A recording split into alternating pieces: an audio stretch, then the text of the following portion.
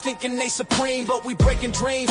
Throwing shadows on the scene, watch the palace shudder. Those four walls can't protect when the night stalkers glide. They only know respect. Operation Absolute, all part of this game. In the dark we shine bright, never fall into shame. Medulla on the run, Brooklyn's where he gon' meet. With the hunters in the night while they dragging on defeat. At Operation Absolute, hey, hey. At Operation Absolute, hey, hey.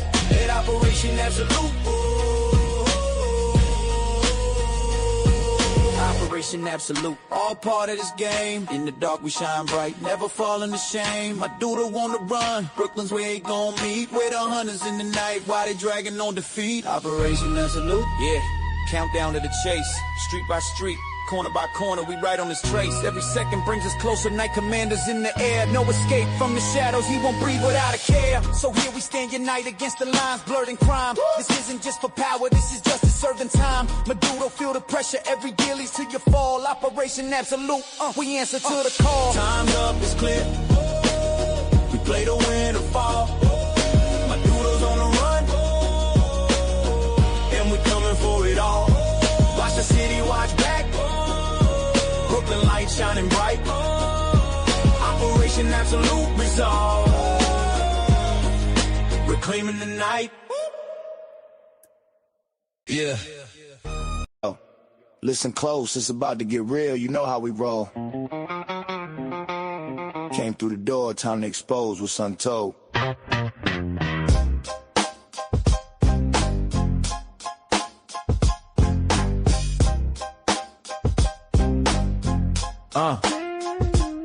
Cease and desist, yeah, they coming for the crown. Pawn against it, high feeling like they running this town. Braga with a briefcase, lawyer up, the stakes rise high. Only the guilty sweat and tell me who's paying the way. Why? Can we keep it real, podcast? Got them in the sight. Expose the truth, man, we shining through the night. Really, don't you have some makeup to slap on? And Anna Maria in the boy shower, girl, what's going on? It's a circus act. It's a shame to see the role models fade. Sleep around campus, but who's really getting played? What type of example you setting? Who you trying to teach? Teacher on the low, can't afford that type of breach. Teacher on the low, can't afford that type of breach. Teachers doing wrong, your beetle making you do it again. Predatory skills just like a game of chess, man. It takes a special dude with a year of restraining orders in sight against his own daughter. Tell me, is that even right? Another low drop, child support. How low will you go? Now you suing the blogger, exposing all that you know over public records. Don't take it personal, this just entertainment, huh? Yeah, right, tell that to the chaos that you've been creating, son. It's a circus act. It's a shame to see the role models fade. Sleeping around campus, but who's really getting played? What type of example you setting? Who you trying to teach? Teacher on the low, can't afford that type of breach.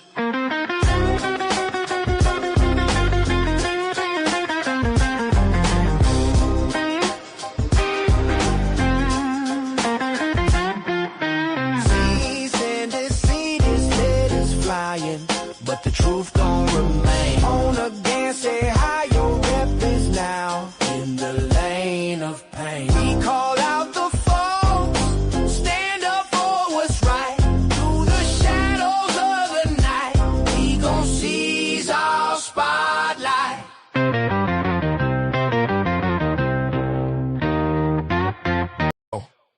They only respect the violence, that's how it goes. Yeah. They only respect the violence. Boy, man, they only respect the violence of that. Places like Shirley Max, Walpole. What's going on, chat?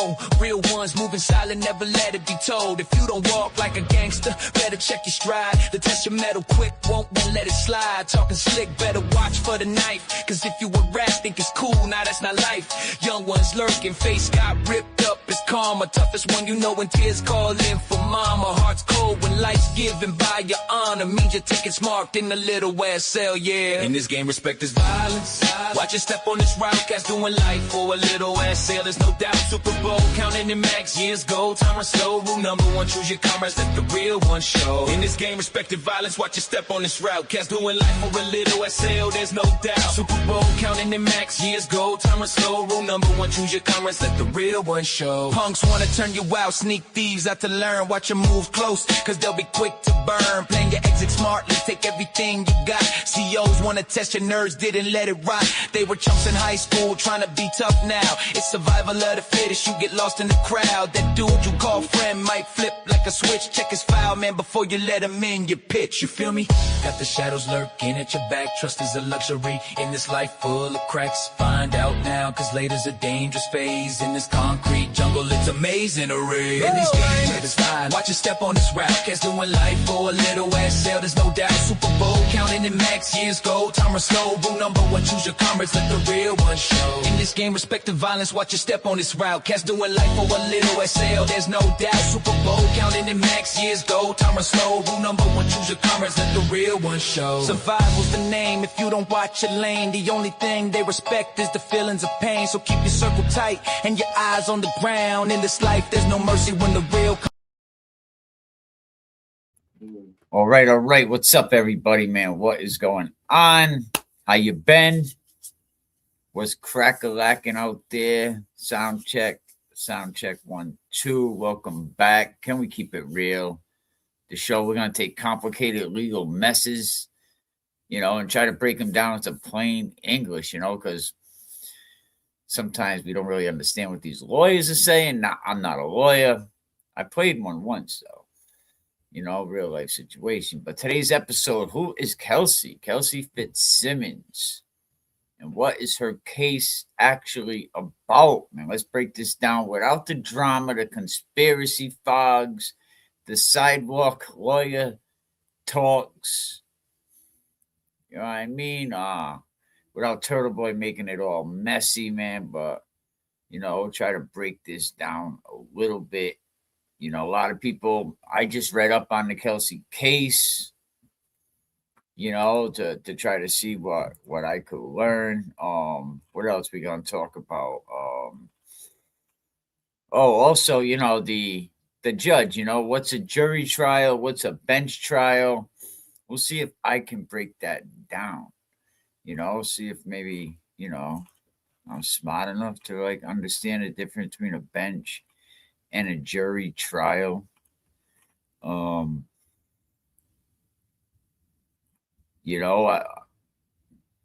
Is it worth, going with a jury, or would you rather just go with a bench trial? Let me know what you think in the comment section. What do you think is better for yourself? What do you think is better for the outcome? But what is better? Is it safer going with a jury? Is it safer going with a bench trial? I mean, would you rather play chess than dodgeball? Maybe that's the difference from everything that I read up on between the two. Why is Kelsey opting for a bench trial? For anyone new to the legal system, a bench trial is when you say, look, you know what? Let's keep it real, right? Let's skip the 12 strangers who might have just fought with their wife in the parking lot, dropping them off from court, who really didn't have a good night of sleep. Maybe somebody didn't get none of the nappy dugout last night, but honestly, that's what you're dealing with when you're dealing with a juror. And, I forgot who said it. One of the lawyers that do, these YouTube shows, and I think he said that the average juror barely has a high school diploma. But let's break this down a little bit. Bench trials, are for people who want law. They don't want the vibes, the sympathy, because a jury trial is probably like handling your fate to a group project. Just think of that, like back in high school, we separate this group and that group. You might want to get that straight A student, or you might get the guy who thinks reasonable doubt is the new grade point average. Let's see. This is Massachusetts jury, although they must have so much more for this judge. Okay. A jury trial. All right. But jury, you don't know if you're going to get the smart kid. You don't know if you're going to get someone that don't really know what reasonable doubt is. I mean, a bench trial, on the other hand, is like saying, let's give this to one person in the room who really knows the rule book, who kind of can understand the law. Judges don't get, I don't know. Some say judges don't get swayed by, all the theater stuff that's happening, all the BS that's going on, all the tears, the smiles, the Facebook conspiracy, whatever's kind of going on that morning. Is a judge going to get persuaded by that? Or are they going to look at the statute? Are they going to look at the evidence? Are they going to look at the elements that are going around? Or are they just going to be like, you know what, I want to hear it today. I don't want to hear Jack. But when your case hinges on technicalities, by legal definitions, and some small-minded questions, a judge is probably the safer bet. Will he see the reasonable doubt? Great question. But when your case hinges, on all that other stuff, is a judge or a jury the safer bet? I mean, do judges fall for all the BS, for all the circus acts? I mean, you got live streamers, you got sidewalk confrontations, Twitter warriors, and people who think yelling corruption is the same as presenting evidence, Turtle Boy. But we're not going to mention any names, Turtle Boy. A judge might get distracted by the noise of a particular blogger. I mean, a jury might get distracted. Will a judge get distracted by all the noise? A judge probably has seen it all the theater bullshit. They don't care about the sideshows. They care about the law. So choosing a bench trial is like saying, I'd rather not have my future decided by somebody who gets their news from TikTok.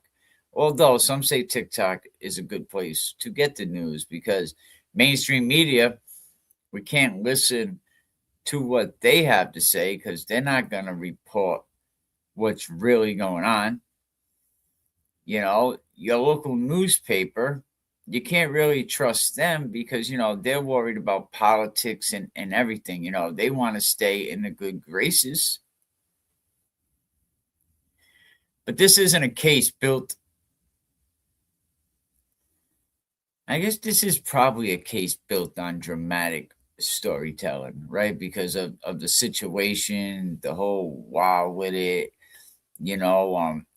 Do males understand this case with, a man don't know what it's like to deliver a baby, have postpartum depression. And I guess that's what Kelsey was going through. And, what's going through her mind when you try to, rip her baby out of her arms. Maybe there was a better way to do it. But you got to look at the timelines, the procedures, the officers' training in this situation, use of force standards, what happened versus what can be proven. I mean, this is really meant for judges. Juries, they want to hear the narratives. They want to hear all the crazy stories going around, But a bench trial is perfect when you want somebody, who can understand what's going on instead of someone who might get hung up just on the soundtrack and just want to completely keep hearing the rhetoric.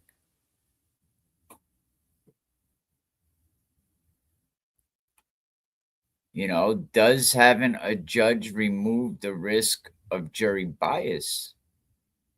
I mean, we can't pretend that the public discourse around this case hasn't been polluted already.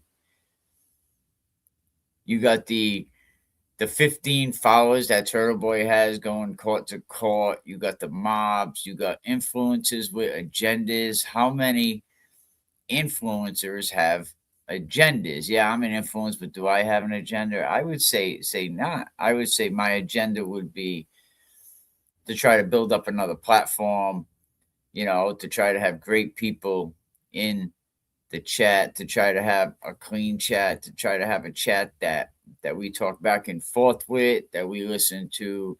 So personally, I don't have an agenda.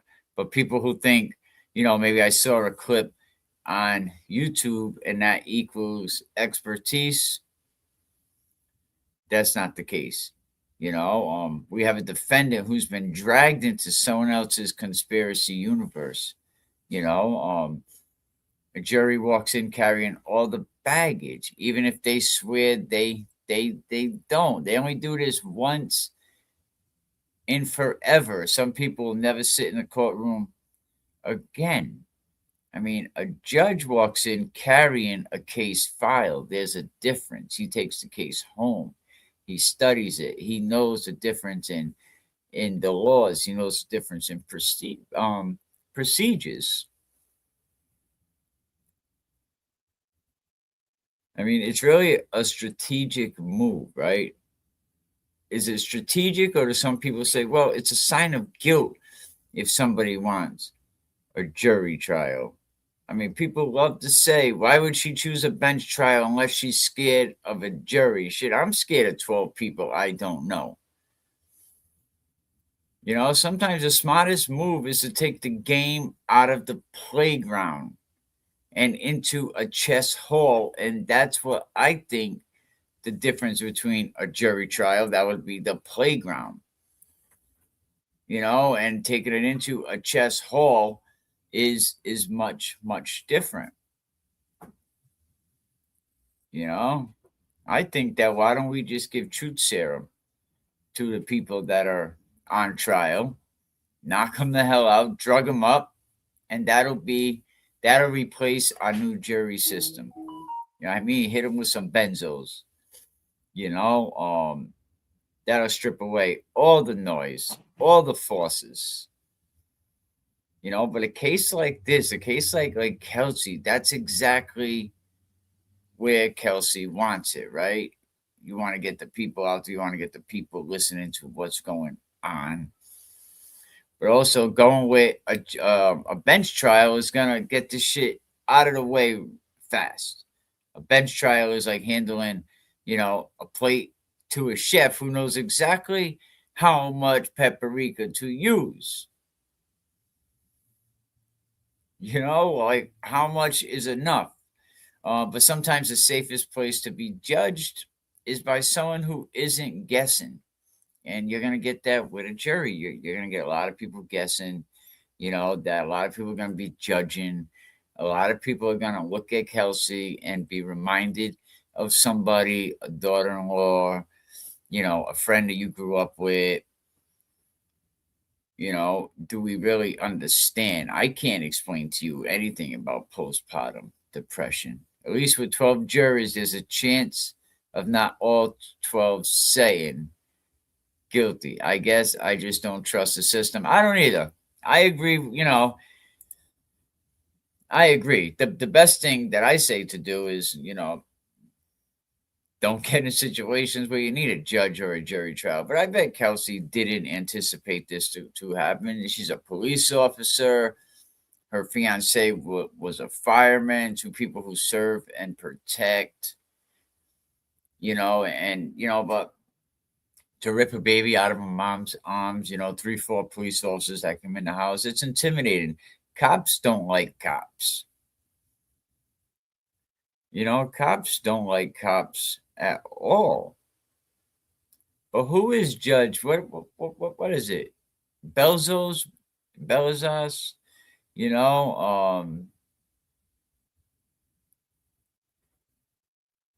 Belzos, that's what we say, Belzos, right? The man who treats, some people say he takes bench trials really, really serious. Some people say he takes these bench trials serious. But give me a minute, be right back. We living in a storm. You feel the heat. Cease and desist, the letters drop on the concrete. Yeah. How many times they served them, count the notes again. Phone again, say hi, yeah, we know the names cause they tend to pull that paper quick. It's a game they play. Palazzo, Murray, Braga, lawsuit on the way. Lawyer up cause the guilty got the shadiest moves. Hiding behind they titles while they take off they shoes. Cease and desist, coming down like a fist. Teachers preaching right, but man, they don't get it. Keep it real on the podcast, we point the light. Show the world the truth, ain't no hiding from sight. Yo, Billy, don't you have some makeup to put on? Head into the shower room, but where's the truth gone? Anna Maria, what a tale to throw around. Social media buzzing, watch the drama resound. Sleeping around campus, are you set to teach? What example you setting your message out of reach? Man, teachers doing wrong, they get them on replay. Billy's game is so weak, send her back to the play. Predatory instincts, what's the lesson to learn? You think the tables turn when it's your turn to burn. Cease and desist, coming down like a fist. Teachers preaching right, but man, they don't get it. Keep it real on the podcast, we pouring the light. Show the world the truth, ain't no hiding from sight. Yo, cease and desist, coming down like a fist. Teachers preaching right, but man, they don't get it. Keep it real on the podcast, we pouring the light. Show the world the truth, ain't no hiding from sight. Yo, special man with a word like restraining orders. One for his own daughter, ain't doing this. Supporters another level low, where morals just drift. Parenting's a skill, man, you missed that gift. It's a cycle of hurt, but he don't even see the damage that he does when you lack empathy. Teachers should uplift, nurture and inspire, but we see the shadows and they rise ever higher. Look closely, don't ignore the cries of the youth. We gotta stand together, gotta fight for the truth. Yeah, yeah, yeah. Cease and desist, echo through the halls they roam, but the truth won't be silenced from the kids finding home. It's a call to be better, let the past fall away. Pawn again, say hi, let them know we're here to stay. Yeah, yeah, yeah, yeah.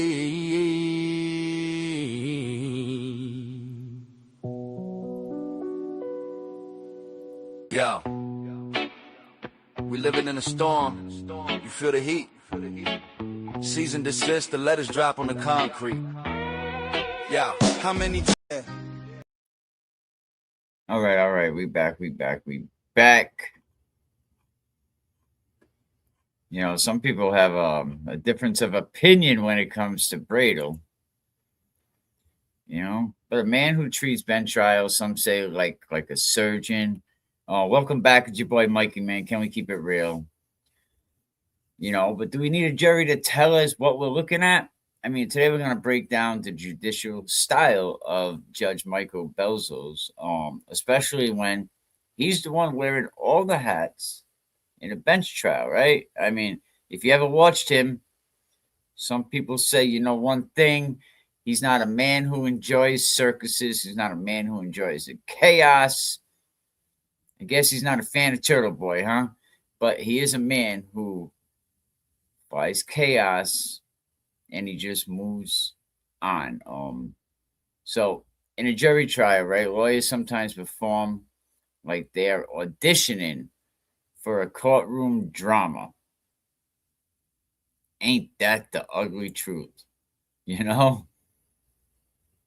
That is the ugly truth. That is for sure. But in a bench trial with this particular judge, you know, some say the stage is closed. You know, cuts off detours like a GPS that refuses to recalculate. That was kind of a goofy one. Yeah, I just tried to throw that in there. But if an attorney tries to wander into emotional storytelling, this judge, from what they say, is going to bring them right back, you know, to the statue. You know, like a parenting, just redirecting a toddler. You know, come here, Bradle, turn around, come this way. You know, he's not rude. They say he's very, very efficient. You know, and the efficiency feels rude to people who rely on chaos, who rely on drama. They say he's a judge that has patience, you know, but it's the kind that comes with a countdown clock. I mean, he's only going to deal with so much shit. He's going to give lawyers room to make their point. I mean, this is just what I read in a couple, you know, when, you know, a couple people that are familiar with him. He's going to say, like someone said, he'll say, like, I'm going to need you to land this plane before it's out of fuel. He's not there to babysit any arguments. He's just there to evaluate them. And in a bench trial, does he have to worry about confusing a jury? I mean, he could right away shut down the nonsense. You don't have to wait for the jury to leave the room. I mean, is he going to be a big picture thinker, or is he a step-by-step instruction guy? He's probably going to want to know about the elements, going to want to know about the evidence, how it was applied, and, what is the end result, which we know what the end result is. A police officer ends up shot by her own people, her baby ripped out of her arms. But if the law says that maybe we need some more ingredients, he's not going to accept 5, no, 4. And that's the difference between a judge that won't accept a story about how your grandmother used to make it different, how your grandmother used to cook. But bench trials are perfect for judges like this judge. Not because they let him do what he does best, let's get to the law and let's cut out the nonsense.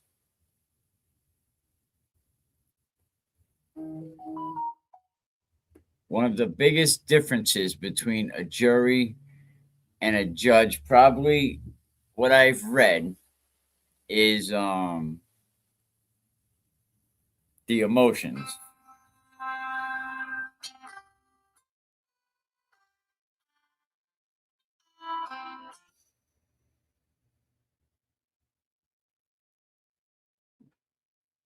What I've read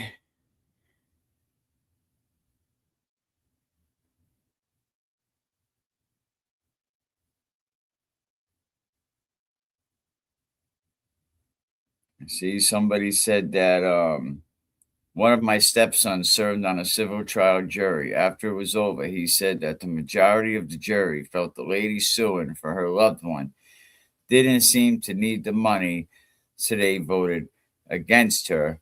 Said it was just over his head. Oh, no. After it was over. All right, I'm sorry. I don't trust juries. That's generous. It's more like 5 for turtle turd. Nice.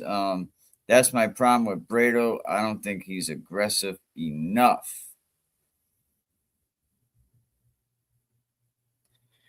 Very, very interesting.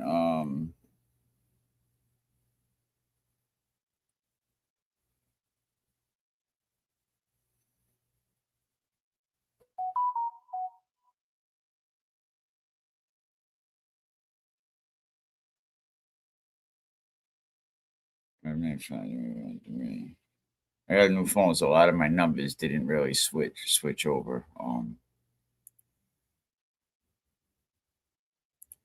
Absolutely, it's more like 5.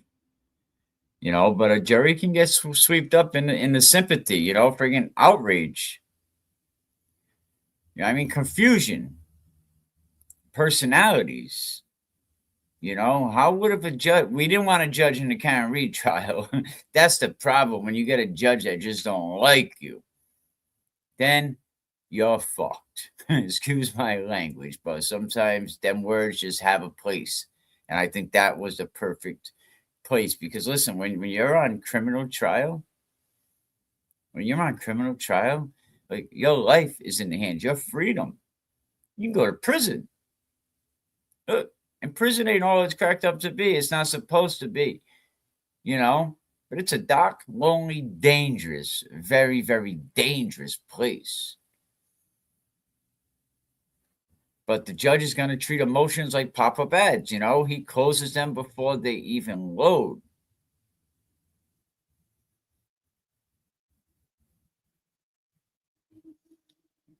It's just a word. Why is everyone so sensitive? What am I missing? What are they sensitive about?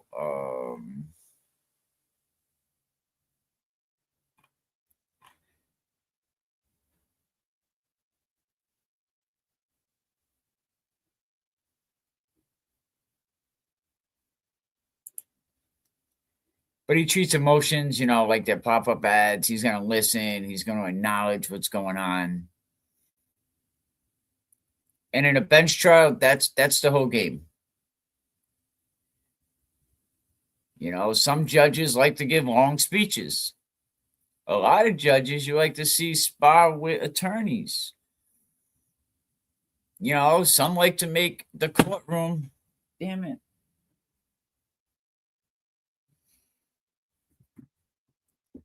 Some like to make the courtroom, I feel like they're personal Ted, like you're going to listen to me. And this judge, they say, is none of that. He reads everything. He remembers everything. He's going to ask you pointed questions. He's going to issue rulings that sound like they were drafted 3 days before the hearing.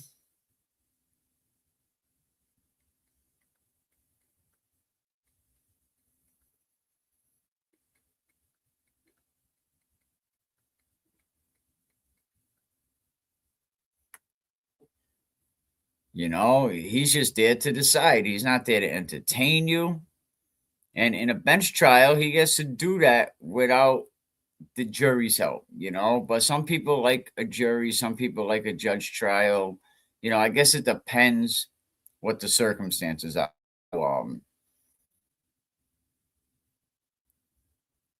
Bench trials, they can get into some of the more technical questions, some of the more procedural nuisance that nobody wants to hear, some of the legal definitions that bore the shit out of us.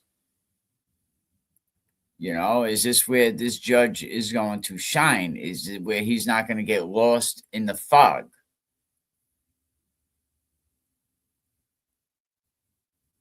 Is the law, if the law is a maze, I guess, is he the guy that you want to walk us through it?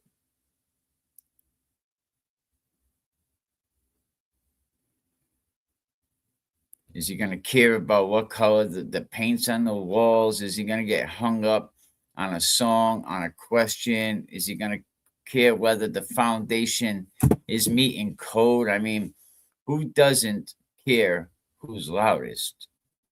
We want a judge that's going to care who's correct in this situation, right? I mean, he's not going to give a shit about the narratives. He ain't going to care about the elements in this case. Is that the kind of judge that Kelsey wants to be dealing with?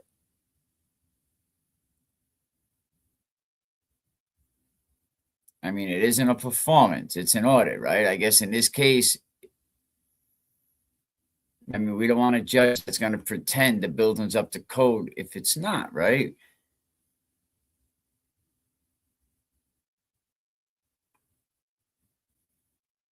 But who is Kelsey Fitzsimmons? If you're new here, who is Kelsey?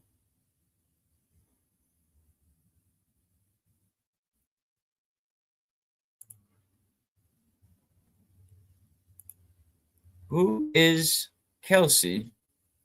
And what is her case really about? So we're going to break this down without the drama, without the conspiracy, without the commentary, of lawyers talking.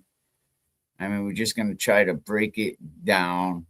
I mean, we all know she is a North Andover police officer, who's became the center of a criminal case after a June 25 incident at her home. The incident led to assault-related charges against Kelsey. I mean, they had to justify shooting her. But that's basically it. No mythology, no internet fan fiction, just a police officer that's facing charges in a real-life situation in a real courtroom. Kelsey is not a celebrity. She's not a political symbol. She's just a defendant in a criminal case, period. She was a cop. So the simplest version possible is something happened to her in June of 2025. Police responded. The state went over the situation and prosecutors decided that there was enough evidence to charge her with assault. Did they have to charge her?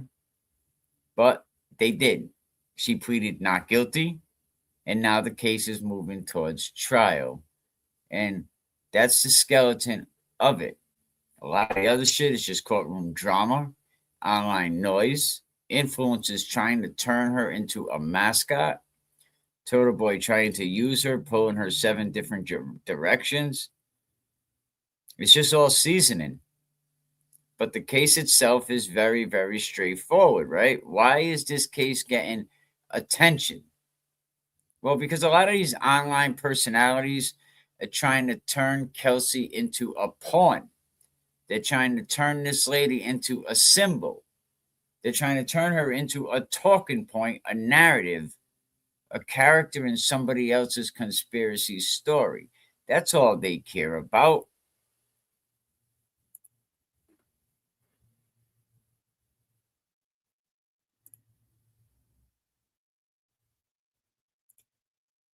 Absolutely dirty, dirty move. But they want to put her a character in somebody else's conspiracy storyline, right? And the public loves a spectacle. But the legal system doesn't. They don't care about evidence, witness statements. I mean, since when can you believe a police report? That's some creative writing shit. You ever read some of these police reports? What does Denzel say in Training Day? It's not what you know, it's what you can prove. It's not hashtags. It's not live streams. It's not Turtle Boy, trying to get his shell cracked from Jay Brill. But Jay Brill did crack that shell, man. He cracked the shit out of that shell. But what is she doing now? Now Kelsey has to prepare for a bench trial, meaning a judge, not a jury, will decide the case. And guess what? Kelsey will be the one to face these consequences, not me, not you, not anybody listening to me, not anyone listening to the turtle fuck guy, to the friggin' weirdo Will Glare, not anyone listening to Mikey Mike over there on the Young Jerks, no one listening to Brian, Melanie Little, JFK, and any other commentator or streamer. It don't matter what they have to say, myself, about this case. The law is going to be specific. The defense wants someone who understands police procedure, and I can understand a little bit more about the jury trial. The defendant doesn't want a jury. Will the jury in this particular case be influenced by the noise, by the headlines? You're going to get a male jury that don't understand postpartum depression. I mean, I don't think a male judge is going to either, but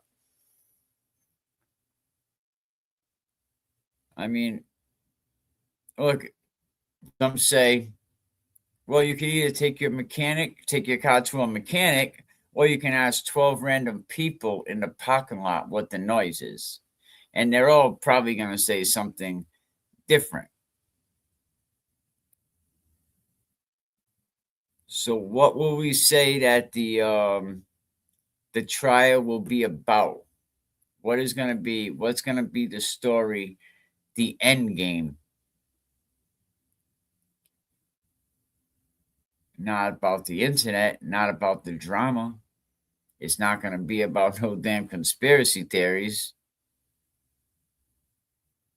Not the people that are going to be yelling outside the damn courthouse. What, the 12 of them? That's Turtle Boy's posse. We already seen them out there.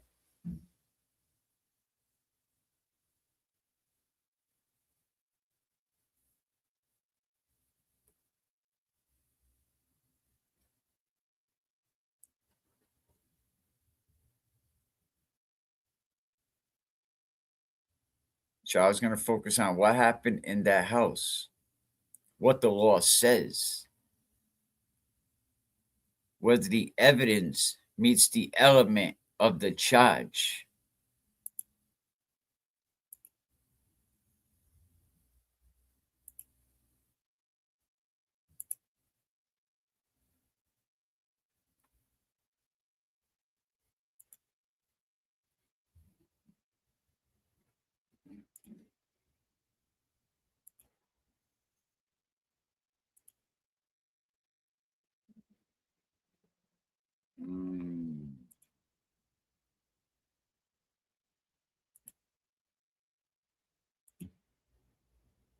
Hang on.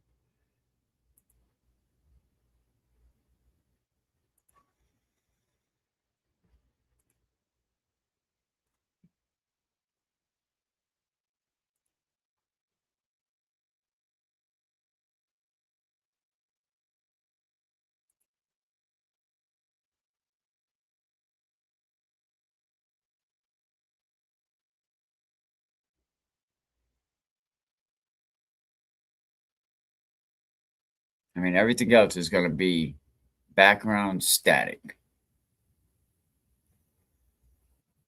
I mean, Kelsey Fitzsimmons is a police officer charged with assault, right? At her home in 2025.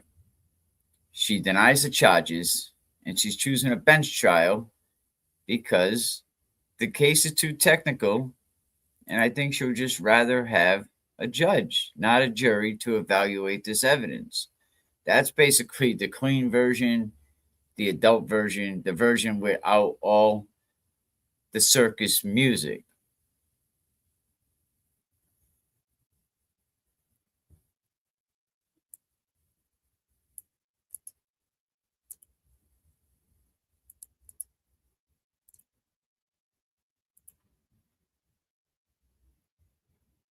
You know, so I mean,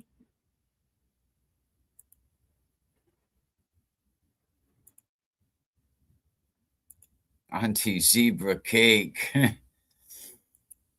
Somebody said, free Uncle Debbie. You know, I mean, so we know back in 2025,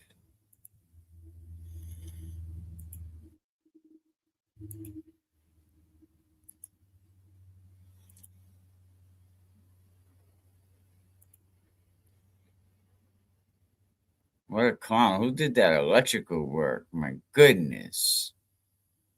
So back in 2025, the police arrived at Kelsey Fitzsimmons' home. The situation results in an assault. Someone got shot. And as with any officer involved incident, the case is referred to outside investigators, you know. So this is the spark that started the entire legal process with Kelsey. Prosecutors, they say, allegedly went over the evidence. They decide that there is enough to bring criminal charges on somebody. And Fitzsimmons is formally charged and enters a not guilty plea.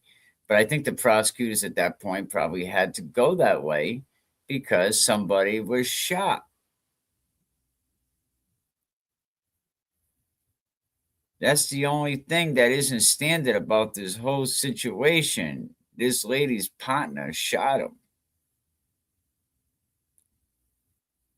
So the court had multiple hearings about this. We heard the defense, we heard the prosecutors argue over evidence, discovery, motions, procedural issues. So now they'll get into what's like the housekeeping phase you hear Alan Jackson talk about a lot. You know, so now the defense elects a bench trial. Fitzsimmons waives her right to a jury at this point. She chooses a bench trial. So what will be the defense's strategy? These technical legal arguments, procedural errors, you know, interpretation of police standards, and they're saying a jury couldn't comprehend all this. So bench trials are common when the defense wants the case evaluated on law, not emotion.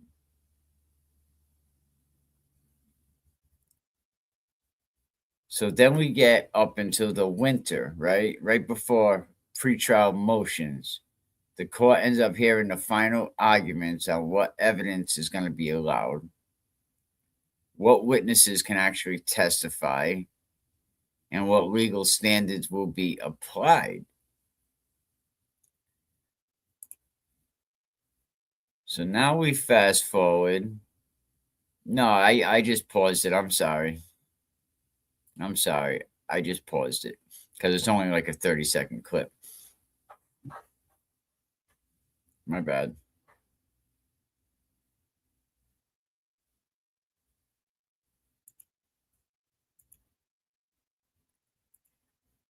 There we go. You know, so both sides are going to prepare. Now we're in springtime. Now we're getting to now, you know, March. The trial's approaching. You know, so now we have a date.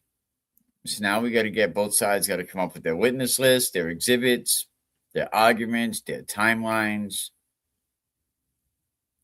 Because it's a bench trial, the presentation will be tighter, right? It'll be faster. And it'll be a lot more technical than a jury trial would be, because jury trials, you basically got to break things down for dummies. Very good question from Matt. I wonder if her partner was ever inappropriate. You know, some of the cops who were attracted to her. Very, very good. Very good one. You know, was her partner, was there any situations going on with the partner? You know, but what happened in that home? What is the evidence going to show? What other legal elements of the charges are met? And we're probably going to get how police use force standards apply. What, you pull out a gun, you shoot someone, send a mass? You know what I mean? This is your partner. You know, will the prosecutors be able to prove their case beyond a reasonable doubt? I mean, the cop saying that he pointed it at her, I think she said she pointed it at herself. You know, so the entire case is easy. In June of 2025, there was an incident that led to Kelsey being charged with assault and a damn bullet in her. She pleaded not guilty. She chooses a bench trial, and the case is now moving towards a judge. Is that hard to comprehend?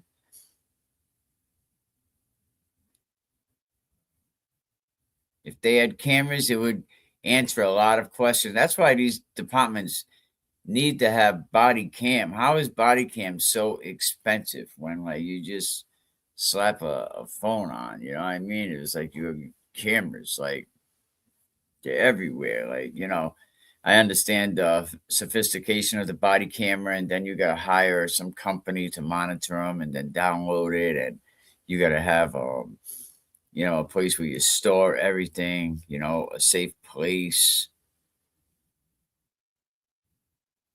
In mass jury, without question, it takes one person above the judge to force their hands. Also, hello, Denise. You said to me last time in Young Jerks, I didn't mean to snub you. Yeah, shout out Mikey, man. Shout out my man Mikey over there in the Young Jerks. You know, but let's see what this is. Bang. That's breaking and entering. You know, that dude don't live there anymore. Oh, there goes your glasses, tough guy. Now, who's that? Is that Justin? Is that the dude Justin?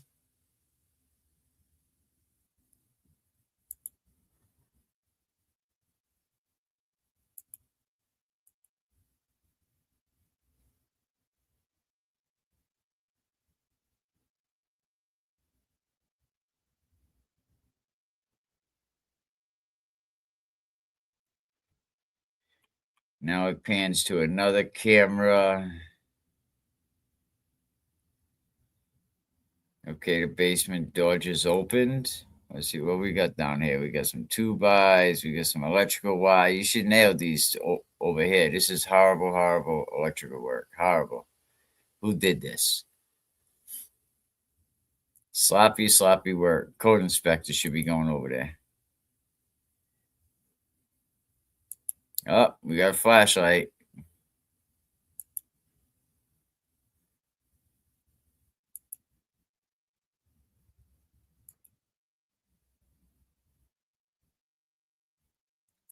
This guy's like, dude, are we even supposed to be in here? You don't want to leave the area. He's like, shit. All right, lights are on. What are you looking for, Justin? Everyone's going over there. 1, 2, 3, 4 people. What do you see?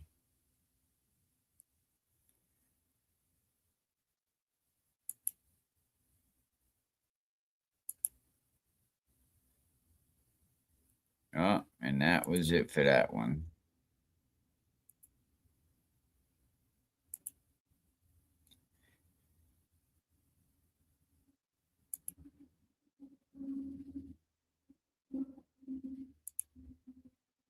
Justin's grandfather was a prominent lawyer in Boston back in the day.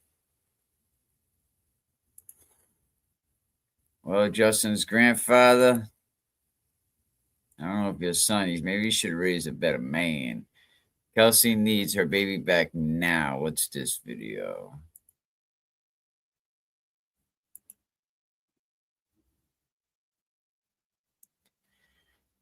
Mhm. It's taking too long, she said. Hold on.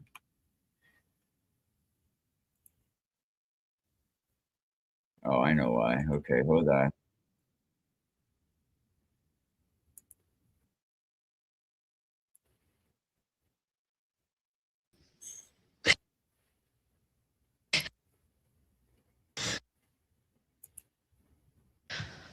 I can't sit here anymore and be silent and just wait because it's taking too long.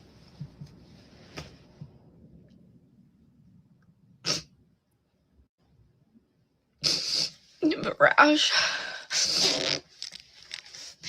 it's taking too long. Possibly. I don't get to hold my baby. I don't get to see my baby. He's gonna be 1 year. I have this bear. My sister, who was supposed to be his godmother, gave him the same bear. It gave me one. And all I wanted was a picture of him with the same bear. So at night, when I try to sleep, because I don't sleep, I feel closer, more connected.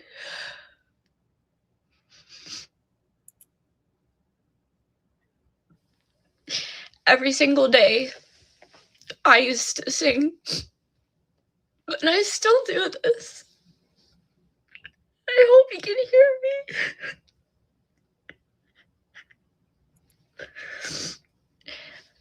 Every single day I would sing the song "You Are My Sunshine," and when I sang that song to him, I didn't realize how powerful those words were. Please don't take my sunshine away. When I sang that song to him, I never actually imagined somebody taking it away from me.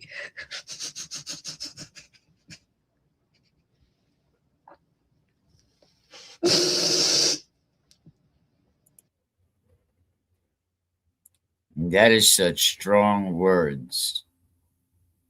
It is. It's absolutely a tough watch.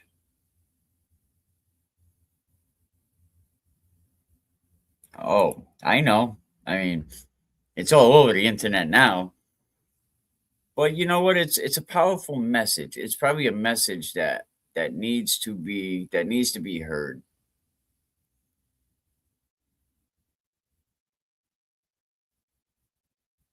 Appreciate it. Thank you. Shout out to you.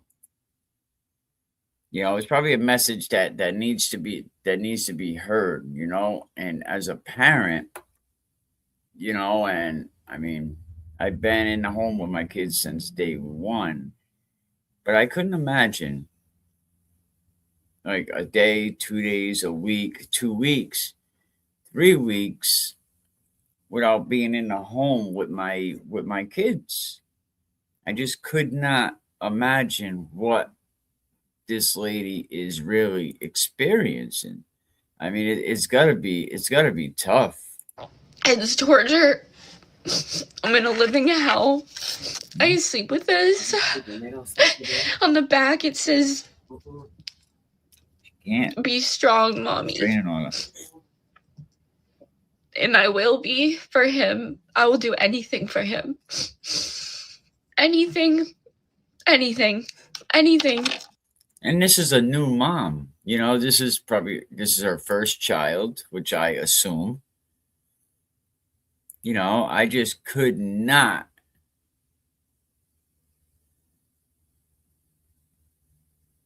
Yeah, thank you. I appreciate that. I remember when all that was going on, and I respected it back then, but now it's like all over the internet. And this is probably a message that needs to be shared, that needs to be heard. I mean, that's the problem when you put something on the internet, you know, it's out there. Is it out there? I just want to hold. I just want to hold them. My goodness, I could I could understand 100%. And when it comes to my kids, I'm an emotional person. I get very emotional just thinking my kids are hurt. Very emotional father. I'm sorry. Do I have a weak side? Yes. Hurt my children, and I'm an emotional wreck. A hug. I want a hug. I want to hug my baby. I feel like going to pick up my daughter from school right now. I want to hug my child. But she just wants to feel it, like feel it on your chest. She just wants to feel it, feel her baby. Like, why you take that girl's baby, man? Why you take her baby? And I know, Justin, you don't want to be a daddy. You don't want to be tied down, you know. Plus, and I'm not saying a man cannot do it.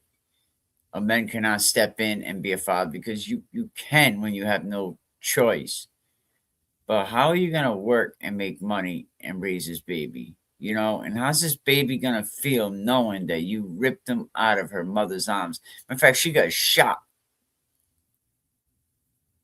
She got shot.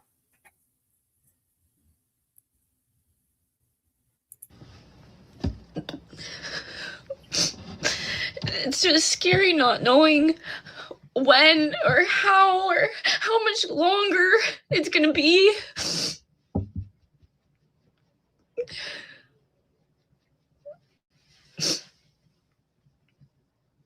This is not a cry for help. I'm okay. I wake up every single day and I try to be the most productive person I possibly can be with the cards I was dealt. And that means waking up every day and being strong. And being strong for that baby so we can be reunited. But sometimes I have these moments where I just don't want to be strong.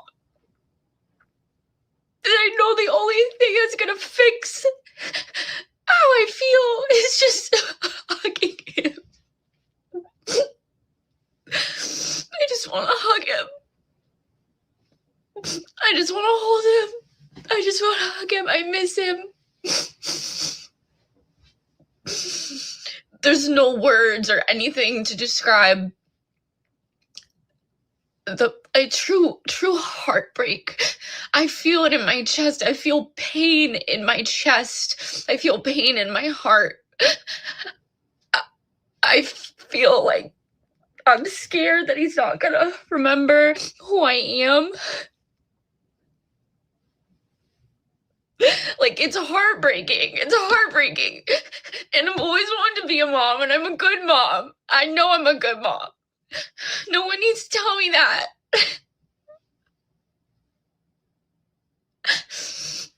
I love being a mom. I've always wanted to be a mom. I just wish, like, when I was pregnant, no one could take him. He was a part of me. We were one. And then a year ago today, I gave birth, and it was the most beautiful thing I've ever experienced in my life.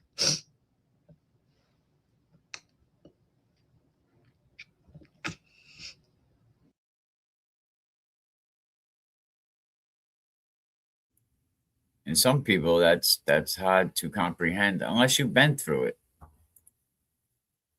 And yes, she was 100% the caretaker. Justin didn't do anything, probably never even changed a diaper.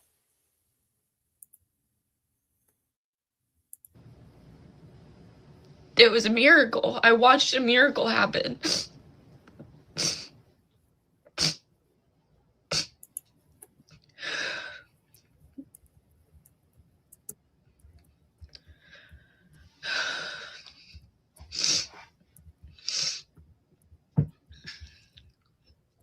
I shouldn't be speaking. I shouldn't be saying anything because that's what I'm supposed to do. Just sit here and wait. Just sit here and wait and trust the process. That's what they tell you, right? Trust the process. Trust the process. But how many times have we seen the justice system fail people that trusted the process? How many times? We still don't know who killed John. Trust the process. Eddie O'Brien is still sitting in a prison after 30 years, and he told his parents to trust the process. Now we got somebody that put people in jail is now facing criminal charges for trusting the process. Now we have a former police officer that has to face a bench trial for trusting the fucking process. Excuse my language. It just falls out. I'm done, though. I'm all done waiting.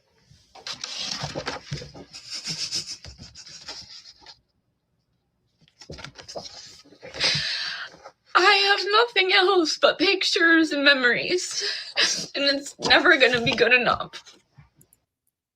And they say they train people in law enforcement, to keep their faces still, even when their insides are doing cartwheels. But we're all human.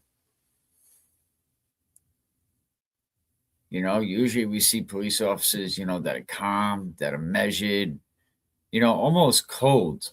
Like they're just trained to be so cold. But that's not emotional absence. I think that's emotional containment, if I remember reading that correctly, right?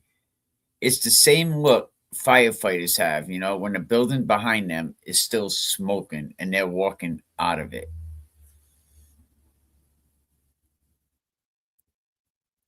But I guess when you're probably a cop, and I would notice facing charges, everything gets amplified, right? The headlines are bigger, the rumors are bigger, the live streams are bigger. You hear every courthouse whisper. It's like trying to think while someone is vacuuming next to your head. It's like, can you shut that off? I'm trying to read. And it's like, yeah, I'm vacuuming. Why the hell does that bother you reading? Because my ADD ass can't listen to a vacuum and read at the same time. Even if you are composed to the outside, the noise around this case is enough to make anybody feel overloaded, especially a parent.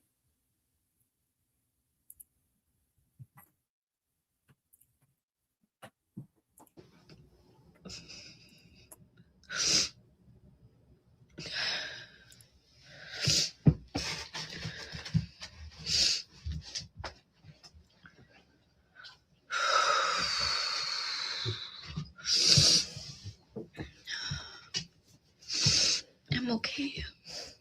I'm okay. We're all gonna be okay.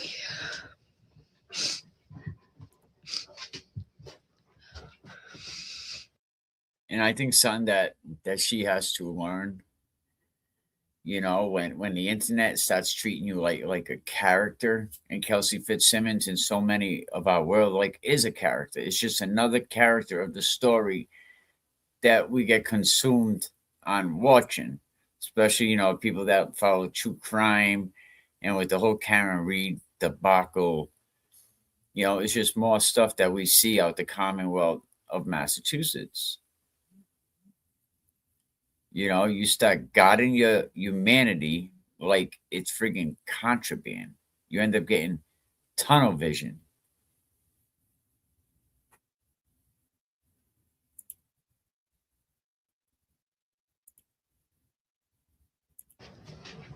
I just know the second that our eyes meet again, all this pain I feel is going to be gone. Everything in the world is going to be okay again once he's here. Even the dog knows. I mean, and I just hope it's soon. Even the dog knows. You know, dogs know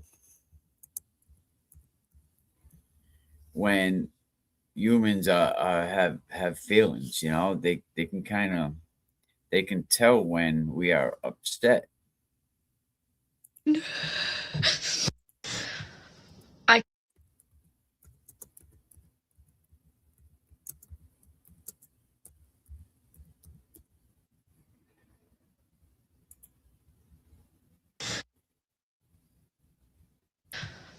I can't sit here anymore and be silent and just wait because it's taking too long.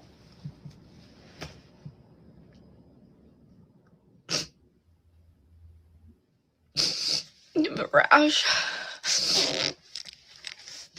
It's taking.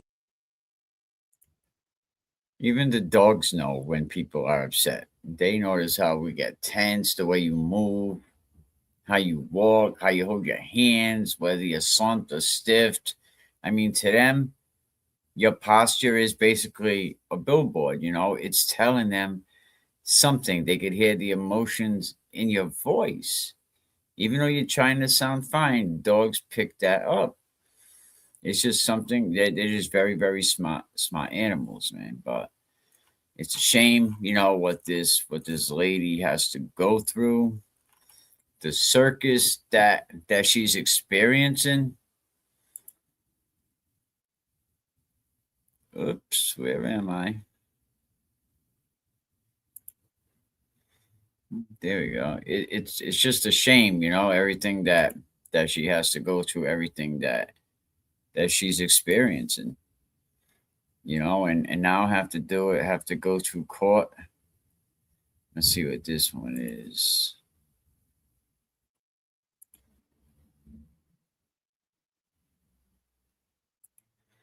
Got another video here. Let's see.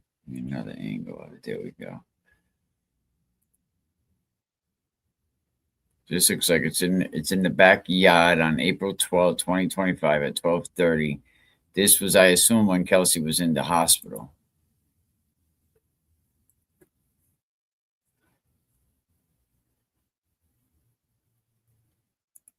Now, is that Justin?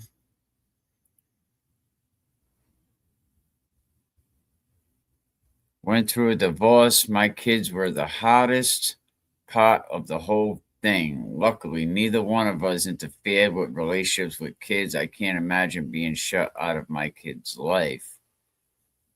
I like that comment. You know, and me too. Like, I've been in my home every day of my kid's life. You know, I just couldn't think of anything that would that not seeing the kids every day. You know, not experience. You know, just the love. You know, when you come home. You know, whether they're treating you like a jerk when they get to them teenage years, like, I can't be bothered with you, Dad. But it's okay. I like to hear that. At least I'm hearing something. Three of my kids are grown with their own families, and I tell them all the time, come home. Come home. I just want to take care of them. You know, you just want to take care of your kids, even when they get too old to take care of. Okay, so that is Justin.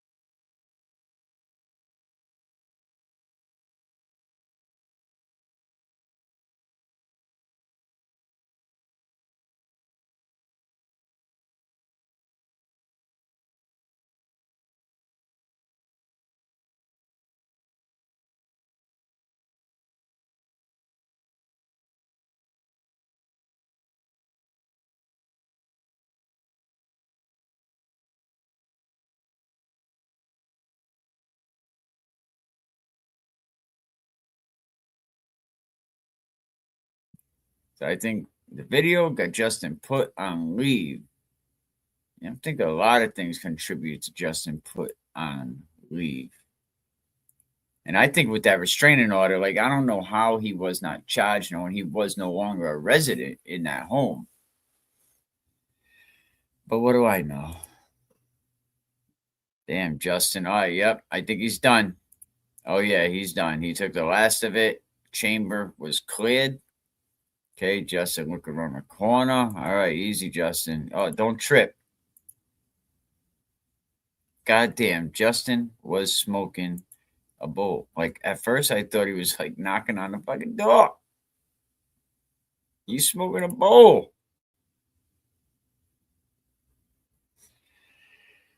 Did you see the court documents Krusty put on X with two of Kelsey's ex-boyfriends? No, but I can go to, what is it, Masshole Mafia.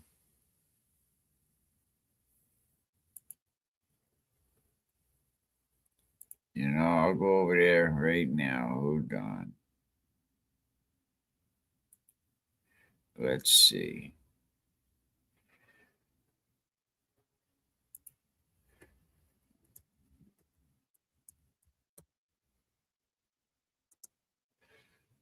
Masshole Mafia. Is it on Twitter? All right, it's on X. Okay. Okay, let's look for it. We'll bring it up. Let's see.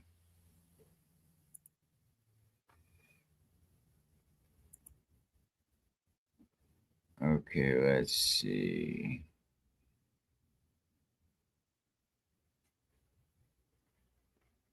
Signal messaging done for sharing private information. Apparently, exposure is good for everyone else, but not her. These are her words.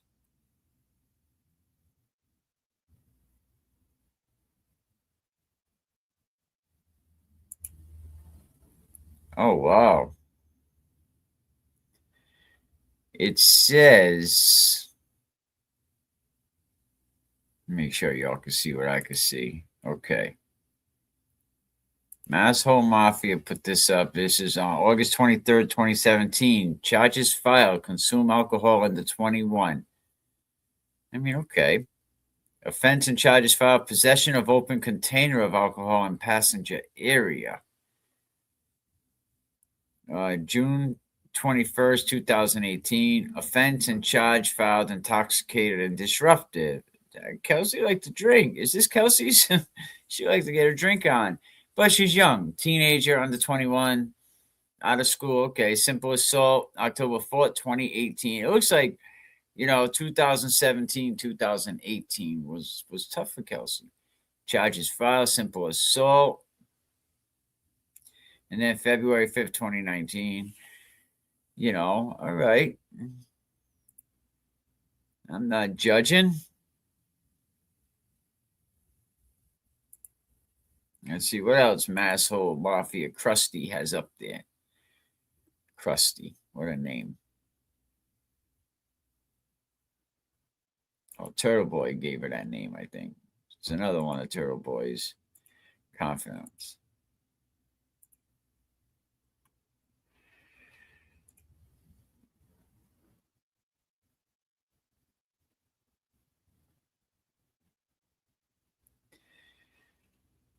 The events involved surrounding a Jack and Jill bachelor party the weekend prior to charged conduct. Various witnesses, including Justin Alien and Michelle Mitchell, bridesmaid, reported that the defendant acted violently and erratically while a group gathered to celebrate the defendant and Alien's engagement in Maine.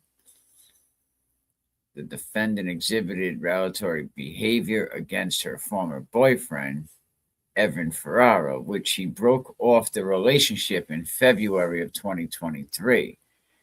Ferrara, Mass State Police candidate, went to extraordinary lengths to move out of a shared apartment without the defendant's knowledge because he was fearful that the defendant would make a negative report to the state police. After the ex moved out, the Human Resource Division of the State Police received an email from the defendant in which she concluded that the defendant moving out of their apartment shows complete manic and malicious characteristics of someone you are allowing to be a part of such prestigious department. Pretty much saying that they did it without their knowledge, they were sneaky about it. In a follow-up interview with the state police, I'll just say Ferrari, reported harassing phone calls and text messages from the defendant. On February 24th, 2023, around 11 a.m., the defendant wrote, "I know what I need to do. You don't need to prepare for the academy." Ferrara then called the defendant to try and talk.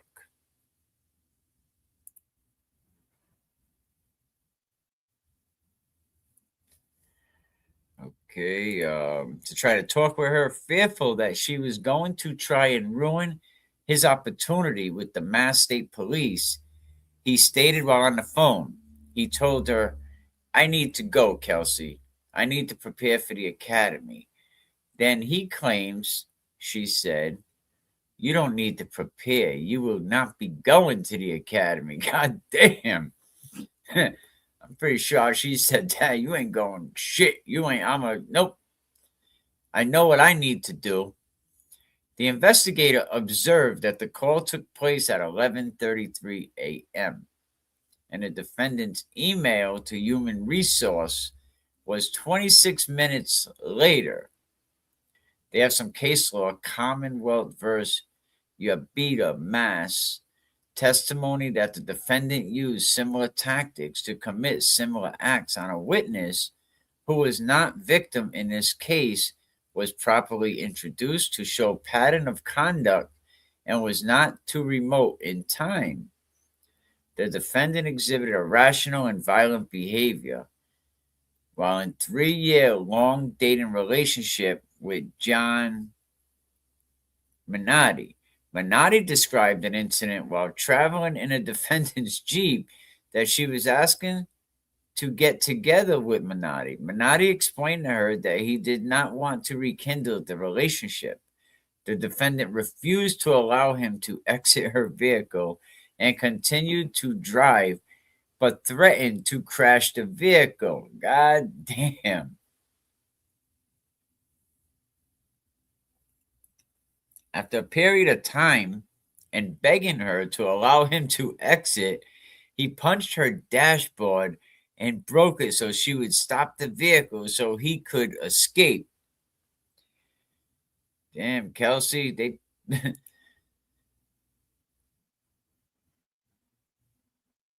says, "Oh, well, now maybe Kelsey has a tough time when men and letting go herself."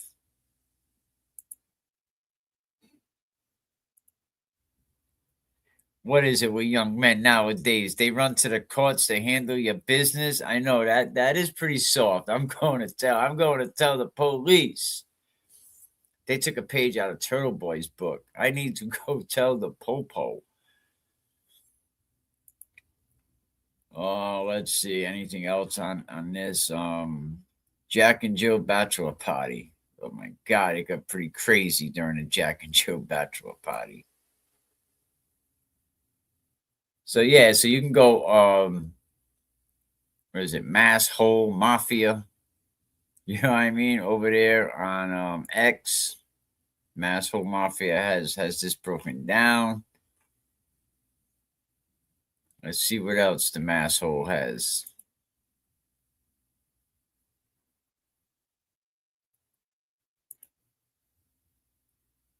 Oh, I definitely gotta hang on, bring this.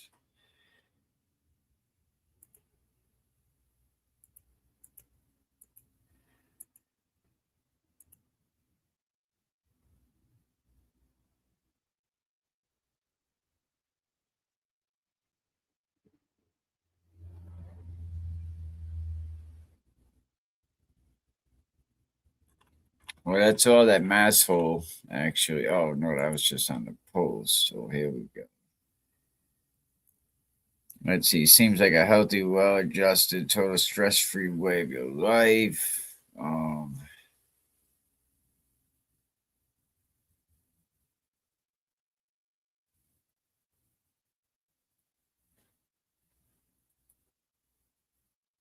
whoever that is. I am not ashamed to publicly support the O'Keefes. Okay, you can go ahead and do that. This is great. Oh, love it. This is actually a good one. It looks like Kelsey might have had a time of, letting go of her relationships, according to these men. I mean, men are just built different nowadays. They're just like, they're just built different. They want to go to the courts and file their orders. But Bradle has definitely been a pretty busy character, huh? Oh boy. Let's see what else is happening. All right, let's see what Bradle's talking about here. No contact, indirect or direct with the child. Oh, look at Kelsey's face. That's a huge win. That's a huge win.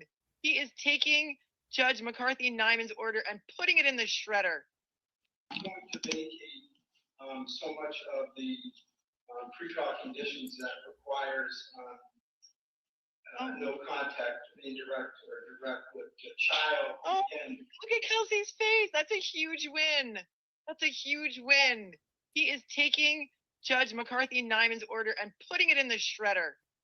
I'm going to vacate so much of the pretrial conditions that requires no contact, indirect or direct with the child. Order has been vacated, requiring no contact with a little boy. Okay, she's probably excited about that.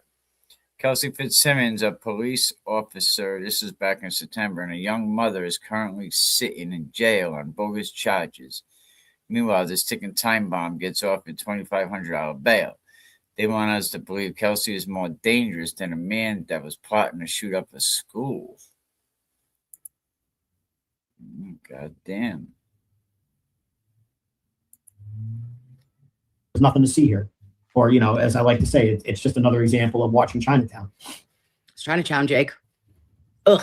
All right, speaking of more Chinatown.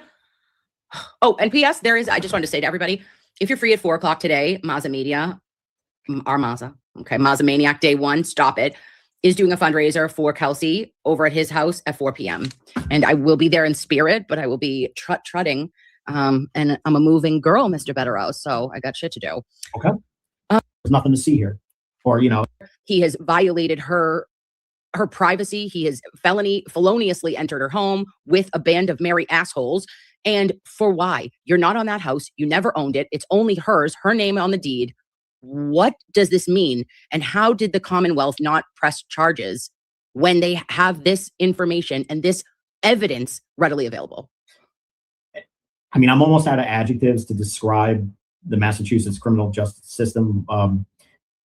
The fact that he committed what would appear to be a series of crimes, that's not unique in and of itself. What is just stunning is that a prosecuting office, and you can't blame Norfolk for this, by the way, folks. So would just kind of shrug their shoulders and say, no harm, no foul, who cares? Because he's some kind of, witness that we need for this case, and that we sent it to some other DA's office and then took it back. This is not justice.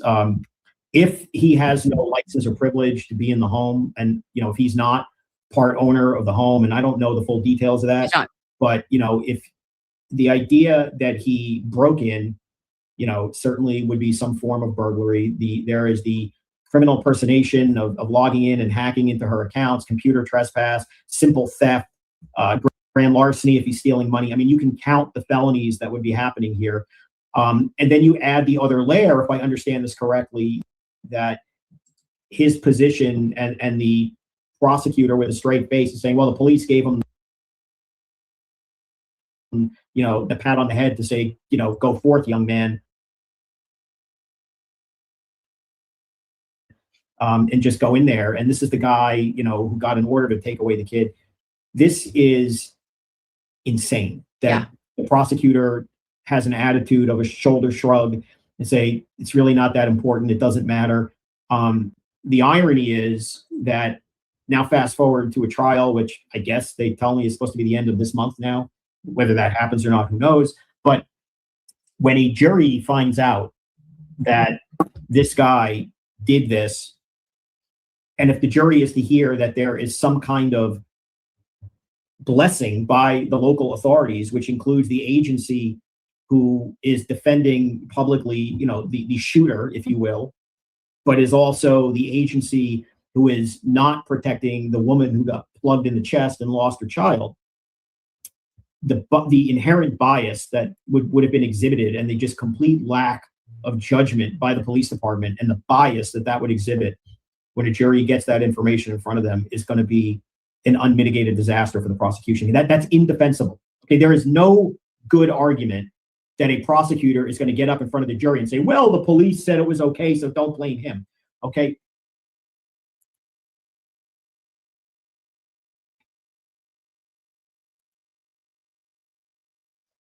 And I see some people are torn in the middle about Betterow.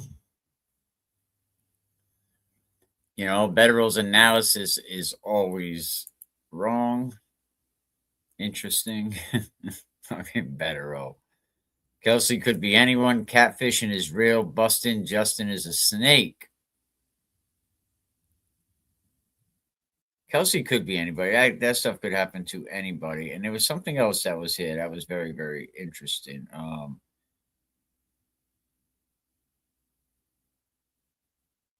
okay. I went too far back.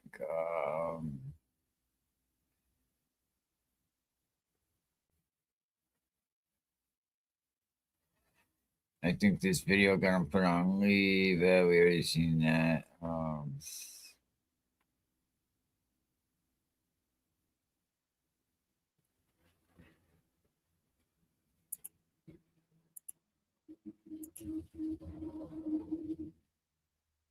Oh, the court gets it wrong quite a lot. All right, this one actually, you know, shout out to Beach Nance. That statement is misunderstood. She still needs to go to family court. That is true, because the order with the kids have to be done within family court. So, but family court will most likely go with what the higher court has said. Betterow analysis is always wrong. I'm spot on. His 88-page mega motion will be tossed. That's crazy. Like, I remember the last judge said, you know, buddy, like, these are not motions. You know, and someone argued with me, oh, I think Betterow knows how to file a motion. I was like, I don't know. Not according to that judge, you know, who said, please, Mr. Brado, you do it from now on. Betterow, there is no jury. Betterow is making that Wilbur money. According to Turtle Boy, he paid what? $500,000. The DA dropped the ball on this case. I hate the time I waste on Melanie and Betterow thinking they knew each other. Oh, yeah, thinking they all friends. Hey, ha, ha, he, he. Kelsey does not deserve this. Deserves to be with her baby. I mean, how can you ever want to rip the baby out of a mom's arms? I mean, if that was me in that situation, I mean, I would rather the baby be with my wife. You know what I mean? Like, yeah, you take care of the baby. Like, you could provide her with better emotional support. But we don't know that situation. You know, we don't know how that situation worked out. And let's see what SK27 has going on. We have breaking news. Security forces from X are on high alert looking for 4 men.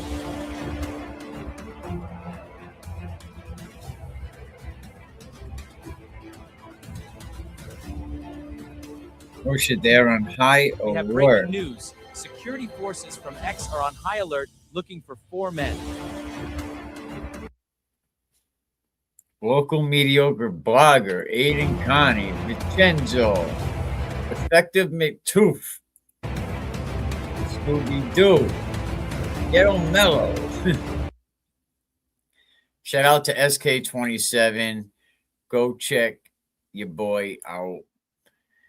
You know, I know he's on X, and I believe he also has a YouTube page, I believe I was told. Let's see. What Kelsey Fitzsimmons has been forced to face head on and endure is unimaginable. The very system, the badge she took an oath to serve and protect, was indeed weaponized and used against her. She has been ripped away from her baby during the most important formative years. How true is that?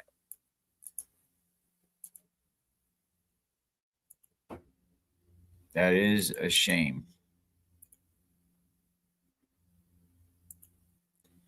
You know, if you think about that for a moment, you know, real emotion, you know, a reality. You know, but when a parent, when a person, I mean, is it any different when it's somebody in law enforcement? You know, when you're pulled into, you know, the criminal process, the emotional impact can be enormous. Not because of guilt, not because of innocence, right? But because of the weight of what the system demands of you. I mean, the emotional landscape, many people describe. If you think about it, what Kelsey Fitzsimmons is going through, the system that she served in is becoming the friggin' system that she has to survive. The system that's trying to bury her, that's trying to step on her. I mean, for cops, the justice system isn't abstract, right? It's where they work. It's their identity. It's their alleged bullshit oath that they take, you know, and when the same system turns towards them, whether it's appropriately, whether it's lawful, I mean, it's got to be fucking ground shifted. It's got to be, you know, the rules are starting to change. Oh shit, hang on. The rules are starting to friggin', where was that? Here we go. The rules are starting to change, right? The badge is becoming heavier now.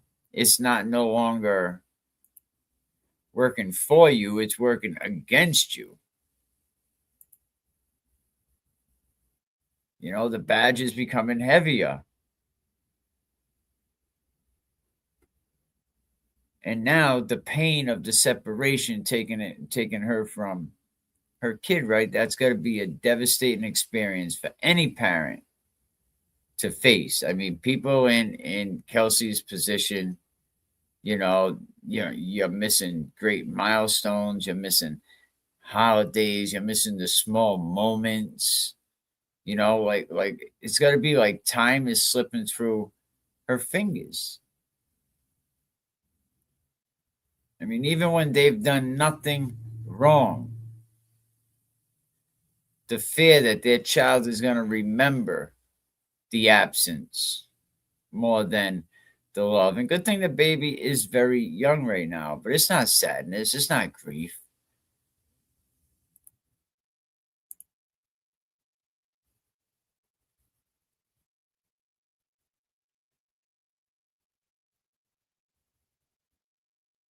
Kelsey's the rid of habeas corpus.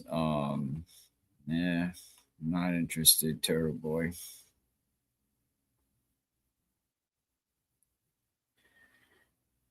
Justin Kelsey's ex-fiance placed on leave. We got your back, Kelsey. The makeup under her eyes really just absolutely breaks my heart. Why does the mass judicial system hate women? Wow, that's a tough one right there. Does the mass judicial system hate women?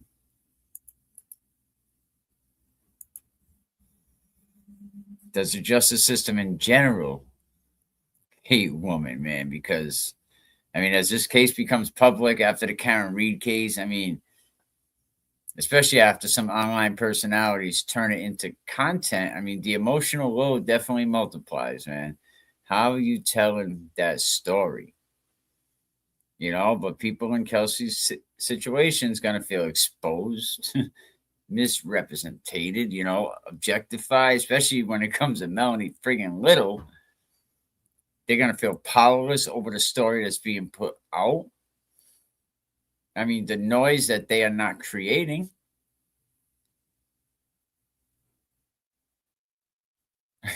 Yeah, you're definitely watching strangers debate your life while you're not even allowed to speak up. I mean, the shit that she's probably going through. Turtle Boy must stay out. He must not muddy the waters. Oh, he's determined to muddy all the waters. You know, but being a cop, I think the training, they must teach them emotional containment, you know what I mean? To try to contain your emotions. But when you got a child in the mix, you got to stay calm, stay measured, stay quiet, strategic.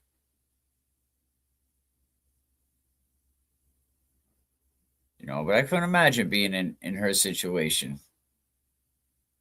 Living like two lives, you know, you got to live the legal life. You got hearings, you got motions, lawyers, strategy, everything is uncertain. And then her personal life, where she's missing out on parenting, her relationship is upside down. She's trying to gather, you know, fight with her identity. I mean, balancing both is not just tough, it's got to be draining. I mean, we're all seeing, you know, human cost here, you know, not the legal argument. We're seeing the mother, not the headlines, you know, the loss of the child, not what's going around in the courtroom. And some people, they get it mixed up, you know, and that's valid because when you're separated from your kid, especially, you know, years, you know, during that young age, it probably hits, you know, that friggin' crazy universal nerve. You know, I mean, one of the deepest pains that a mother can experience, and maybe fathers cannot understand that, you know, because they didn't carry that child around for 9 months. Even if they're there for the 9 months, they're not going through the growing pain stuff, the kicking, you know, the emotions. They're not going through all of that. So I don't think men can even relate.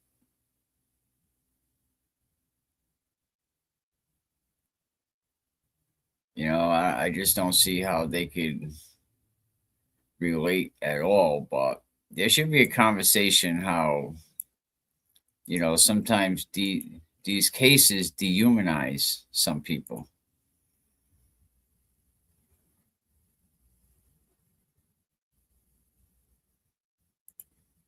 Yeah, absolutely. You know, now the question that I raise now, right, is does the mass judicial system, do they not like females? And I know courts don't operate on emotion, they don't operate on gender or personal vendettas, right? But police do. You know, so I get that, but what does happen and what you're reacting to is something more complicated.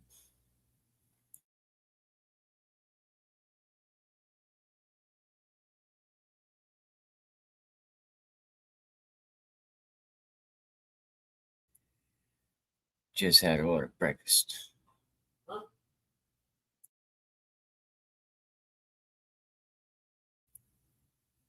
So you can't get too emotional. But after seeing Karen Reed, you know, the woman, do they experience the justice system differently than men do? You know, not because judges or prosecutors hate females, but is it structured differently? Is the system structured for a man? Maybe I got to break this down in a way that, I don't know, maybe I'm just saying this wrong. I don't want to cross any type of gender lines, But I don't think the criminal justice system was built with females in mind. A woman's like, if you can go through the system, then I can too. I'm not saying that. I'm sure you can. But the justice system, I don't think it was designed around female intentions. I think it was designed that we got to arrest men. We got to lock men up. Male defendants, male officers, male judges. The behavior is men, right? Men are out there committing crimes. Great question. Great question. You know, so when females entered the system as defendants, as officers or victims, they get judged against different standards that was never built for them. It ain't friggin' hatred, is it? It ain't outdated architecture. You hear all the time that women in law enforcement face a double standard. How many women in the chat or, watching the replay later, faces a double standard coming through life, especially in male dominant, employment, a male job, but just in general, how many females face a double standard? So especially in policing, but the court system isn't built for females. Now, a male cop facing charges, he'll end up being seen as tough, aggressive, and control. But a female, look, the emotions hit different. It's a mom, motherhood, right? Stability, temperament, depression. It's not a flaw, it's a feature. Men get laughed at. Like if you go in there for a restraining order. Now, I had a friend, right? He ain't a friend anymore, I don't think. But I had a friend at one time that has custody of a whole bunch of kids, a lot of kids. He's got a lot of kids, and there was times where he's homeless. And there really are no programs for men. There are no shelters. There's, and if you call, I need a restraining order against my baby's mother, they're like, buddy, what are you, a wuss? Toughen up. 911, can I help you? Yeah, my girl was in here, man. She punched me. She hit me. All right, thank you. Officer shows up. Look, officer, you see the scratches down my face? Now, I don't see no scratches, man. Toughen up. Come on, man. We ain't gonna go arrest a woman, But I know some tough women out there that'll give a man a run for their money. My mom, for one. Dangerous, man. But when a woman is a mother, just the system just hits a little harder, I think. Am I reacting a little differently? I mean, do we react differently when a mom is charged? When we're sitting in court and we're watching all these inmates come in, and all of a sudden we see somebody that looks like Kelsey come in that's handcuffed, crying, and then you're hearing the case, custody's disrupted, visitation's restricted, bonding time is lost, milestones are missed. It's just an emotional toll is even multiplied. So, does the system hate females? I don't know. But it absolutely underestimates the devastation caused when a mother is separated from her kid. I mean, and that devastation is real. That's something that puts, just a real feeling probably in all of us.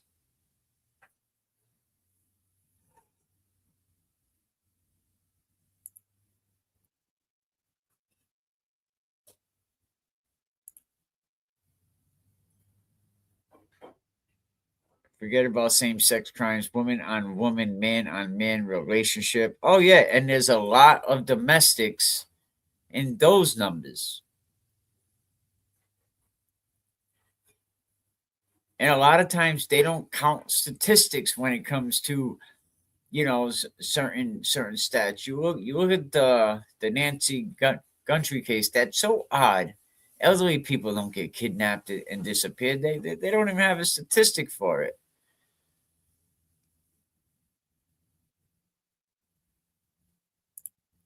No, not yet. Not yet. Do you have a link where they are, or but we're talking about right now, if the system, the justice system, the criminal justice system, does it hate females? I mean, we know it's not built for females. Exactly. That is a great, great point.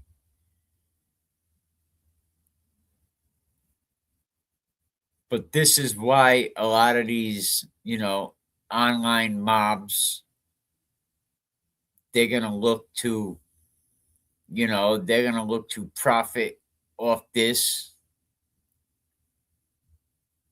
You know, you got Will the Glare that'll probably be out there sexualizing, you know, Kelsey.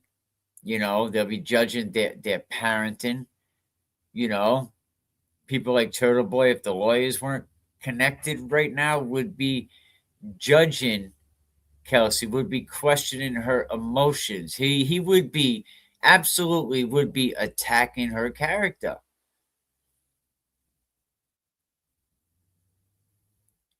Men get criticized for their actions, and women get criticized for their identity. The difference feels like cruelty, basically.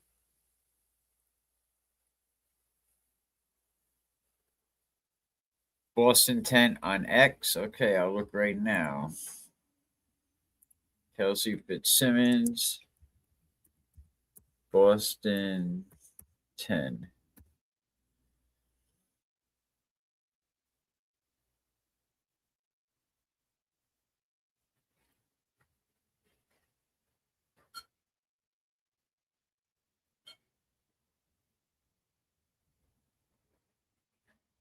Allowed to move out of mother's house as trial nears. Fitzsimmons was shot.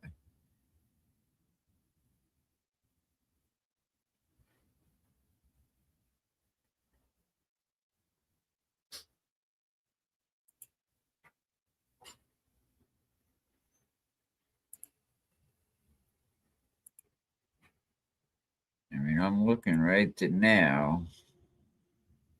I think I'm on Boston.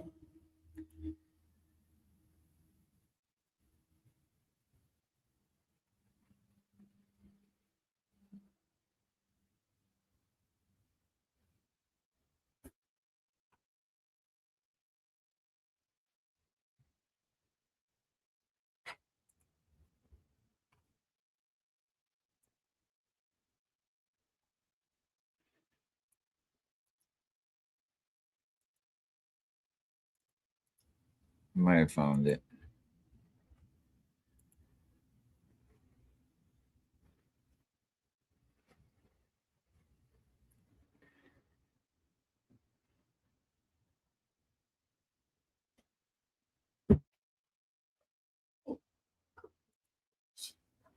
We may have found it.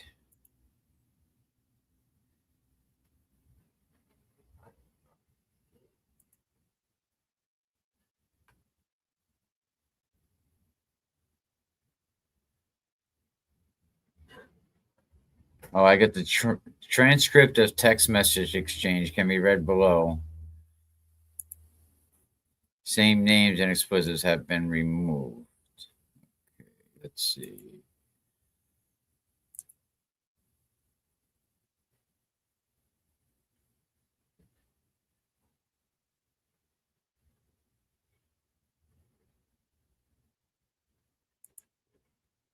Okay, let's see.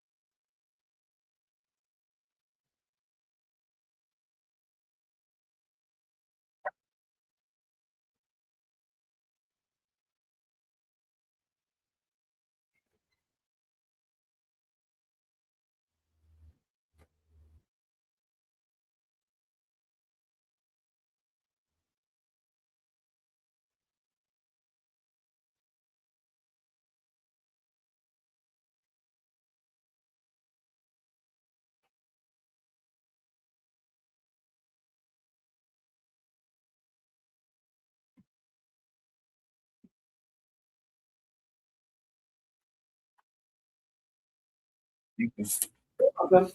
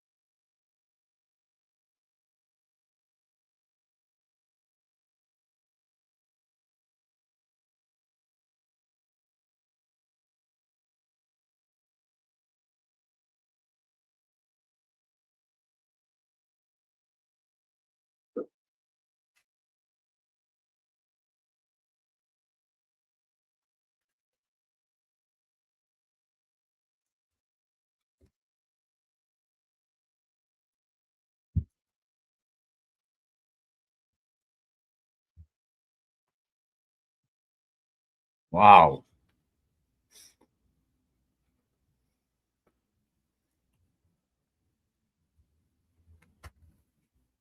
Wow, wow, wow, wow, wow. So let's continue this.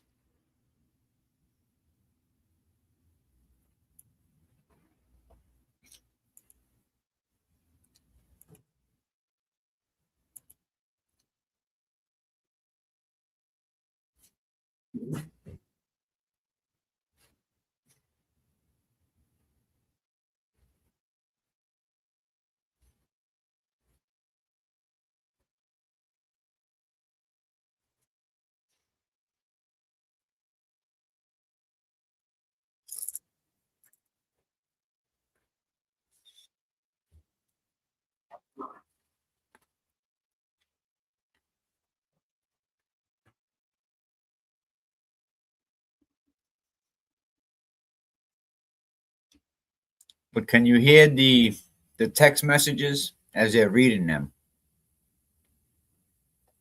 Okay, good. Damn, took her gas money. You don't have enough gas to get here. I haven't gone through any of my bags yet besides my purse, and many of my was stolen as well.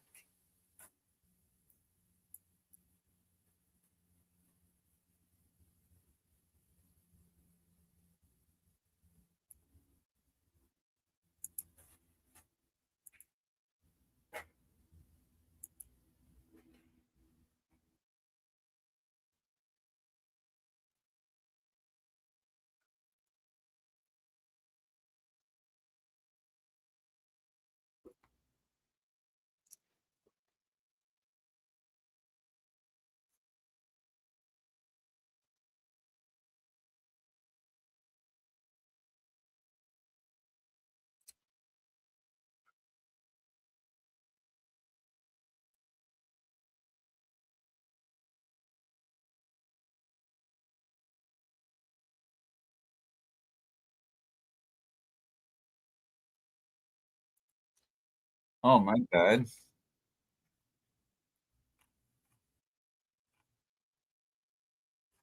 I thought it was reading it. Oh, my bad.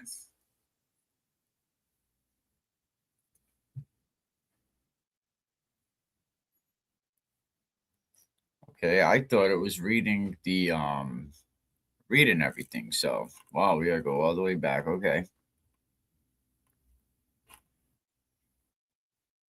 So basically, Justin don't want to come home. And Kelsey's like, this is our house. How come you don't want him to go home? You simply just can't come home and be with your son. You know, the home is where our family lives. Justin says, right now, Kels, those are the options. I will and pick him up to be with him while you're at work. But you are choosing to bring him to work. You have to respect that. I need space and time and will not be entering the house alone. Kelsey, your space is abandoning your family. I don't understand why you just can't come home.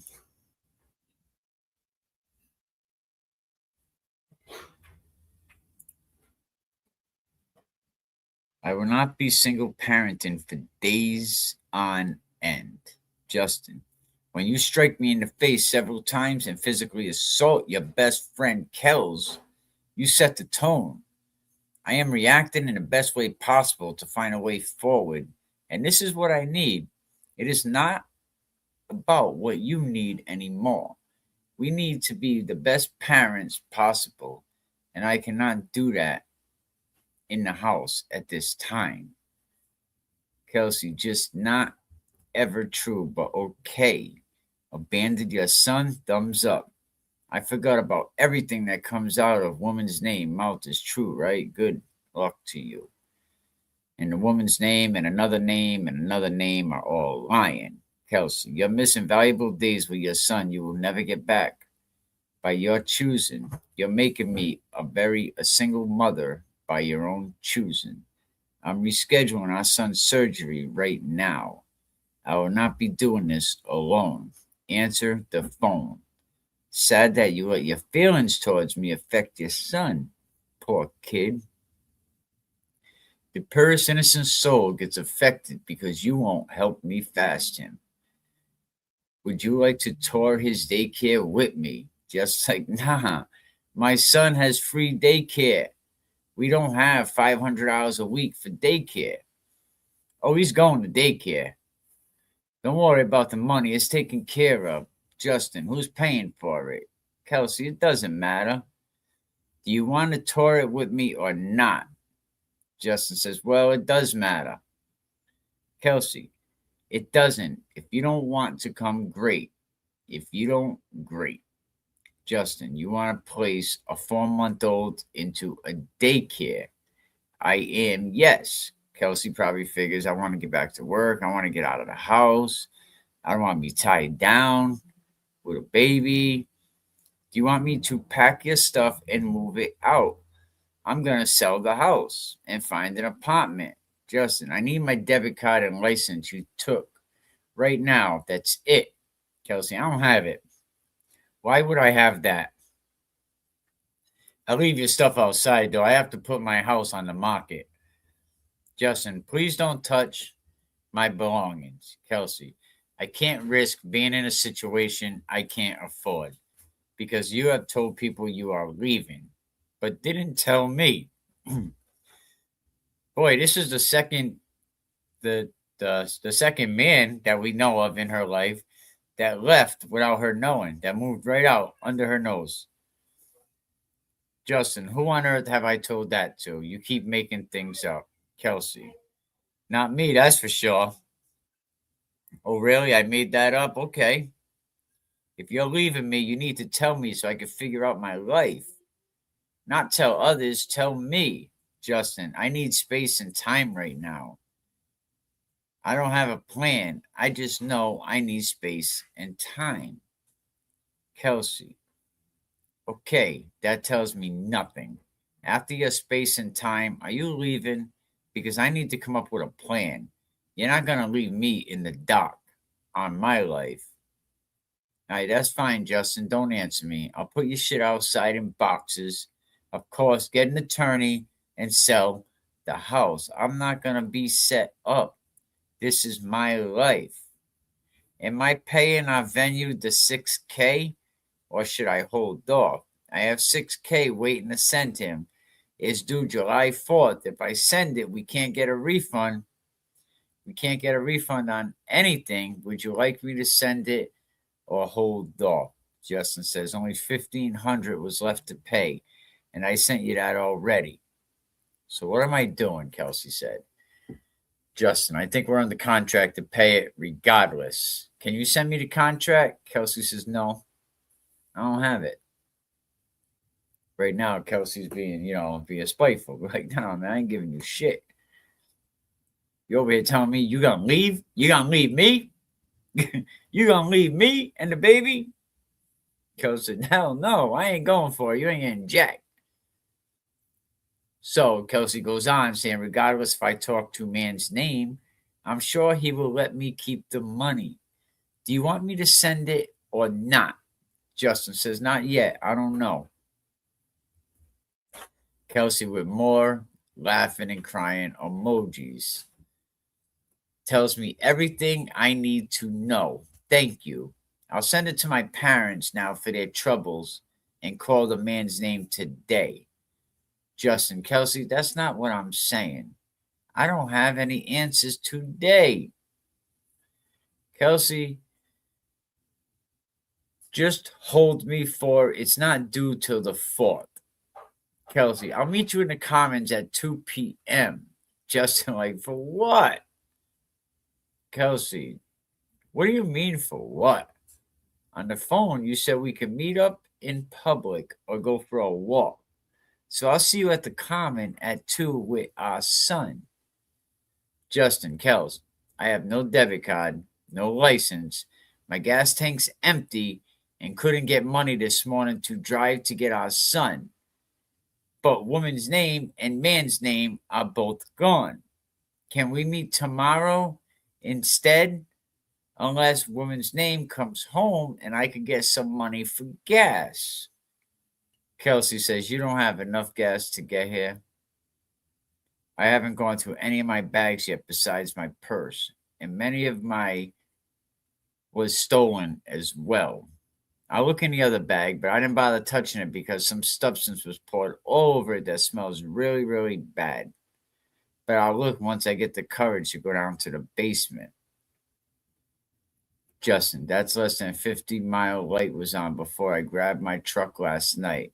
There could be 5 miles or 20, but I have nothing and no way to get there. So-and-so is at work and so-and-so is out with doctor stuff all day. Okay, well, I'll give you the money in the drawer. I'm going to work now. I'll see you at the common at 2 with our son. Justin, I don't have gas to get there. You took my debit card and ID and did God know what with it. Justin, I was chaotically packing bags. I didn't mean to take anything. Justin, but you still did. My bag has stuff stolen out of it. And my other bag has something poured all over it, causing every piece of my clothing to be soaked. I will look through that one right now. Then I'm going to work. Justin, why'd you tell me to come over at 10 then for this kiddo if we're going to work now? Because I wanted to sleep. I didn't sleep last night. Why does it matter? I decided to change to 12:30. It's the very bottom of my soaked bag and your toiletries, boxes, and cards. Sorry, I got my bag at 10 p.m. last night and just brawled because my clothes are ruined. My stuff was stolen, and I didn't even go through it all the way. If there's a daycare at work, do you know? No, I don't know about daycare. This dude is a clown. I think more manipulation from her than him personally. Yeah, there seems to be a lot of manipulation coming from Kelsey. That is for sure. You know, see, now we're starting to see both sides. So the daycare situation, it sounds like he wants it to go to a daycare that's paid out of his insurance, and She's choosing a daycare that's far more expensive. That's going to be like $500 a week. Let's get back to this. It's getting kind of juicy. I don't know what you're talking about. Can I see you tomorrow instead? You literally work tomorrow. I will see you at 2. Justin, shoot, I forgot work. Kelsey, I have no way of getting to town. Yes, you do. Hello, Justin. Am I seeing you at 2 or not? WTF. What the fuck? Justin, Kelsey, I have no gas. I physically can't go anywhere. I'm looking for change around the house, and there isn't any. Goddamn. He looking for change. Damn, Justin. You broke. How you have enough gas, but you ain't home right now? Oh, she got you. She caught you, bro. I can't go into work. I'm done. I'm done. Answer the phone. So you're out. That's why you won't come see me. I'm done. I'm driving up to the land. I'm going to my land. Where are you? Justin. Justin, what's going on? I'm worried. I'm really worried. Justin, are you okay? Why are you at man's house with your sister? What's going on? I thought I was meeting you at the common. What is going on? What is going on? I'm literally shaking. Why are you with girls at man's house? Oh, man, Justin. God damn. We were supposed to go for a walk with our son. What the fuck is happening? I'm throwing up. Why are you with woman's name? What's going on? God damn. This is all one message. Why are you doing this to me? Why are you doing this to me, Justin? What are you doing this to me? What are you actually doing to me? What are you with? Woman's name. I just need to communicate with me. This is not fair. You made a plan with me.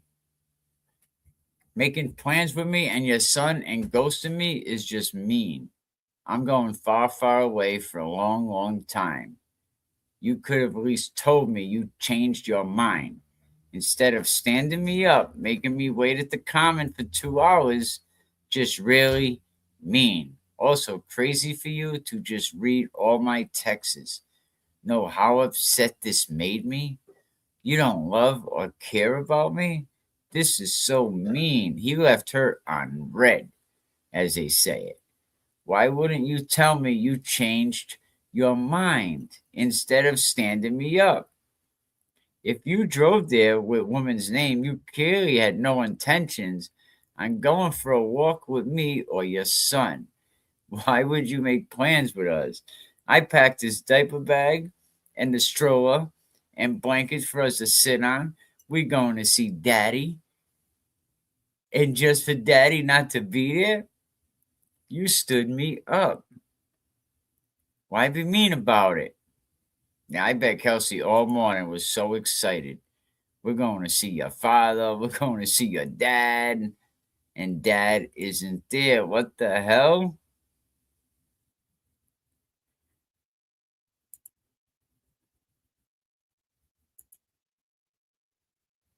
God damn. We're going to see your dad. And Justin's like, preoccupied. Like you called me saying you were on your way to North Andover. Your mom gave you money and you would see me at 2. What happened since that phone call?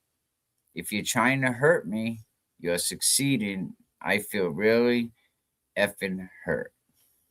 I just want to know why you made plans with me and our son and stood us up. Why couldn't you just have said never mind to me and not have me wait and wait and wait at the common for you? Ignoring the mother of your child and fiance? I don't get it. I really don't. I mean, the mother of your child is the fiance, right? But you made it very clear I'm not your family. I will pack your belongings and put it outside for you to retrieve. I'll let you know when it's all outside. I need to get some people to help me move it all. You didn't have to lie to me and say you were meeting me. You didn't have to lead me on to think we were going for a walk. I don't know what you did that for. Why didn't you just tell me? Why did you have me sitting at the park alone with our son waiting? I mean, all these threads, there's not one from him. You know the only way from the station to the park is to drive by hunters. If you did this to hurt me, it worked. I told our son we were going to see Daddy. I knew it. You're not just hurting me. And for you at this point to still give me nothing and say nothing, you set up this huge plan to make me think our son and I were going to meet you for a walk. And then you ghosted me. I hope you know that hurts a lot more than just me. You ditched seeing your son. Why, Justin? Why couldn't you have just said to me you never had any intentions on seeing us? I sat and waited at the park until his bottle ran out and had nothing more to give him. Why couldn't you just have called me and said you changed your mind? Why do it like this? And you're not going to say your phone is in the truck because you click on your messages, it shows you read it. She got you, Justin. You're mean, boy. She said, you wanted a reaction from me? You won't get one. I'm on my way to the land for the night. I love you. She still loves you, Justin. There's still a chance. I'm sorry I'm so of a person that you couldn't even see your son and smile today. We're going to a happy place. I'll send pictures when I get service. Well, there you have it.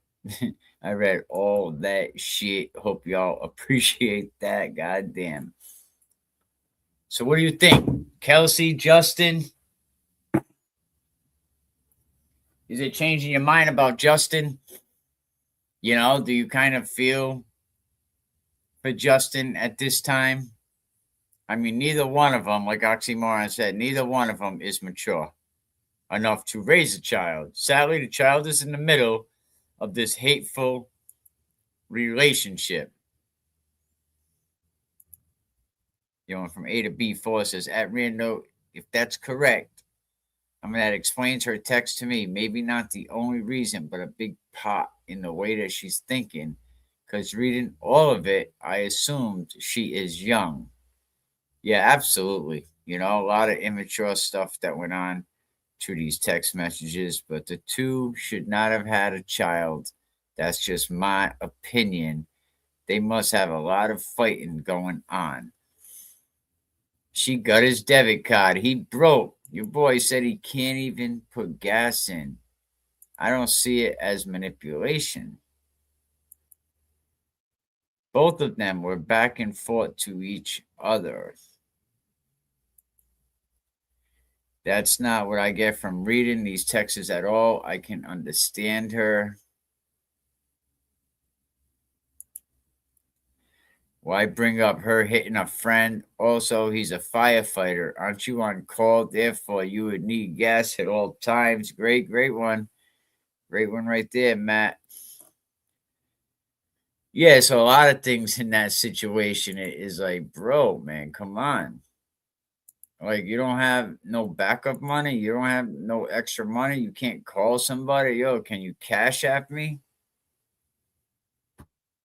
Can you send me something? You know what I mean? Like, can I get a hookup?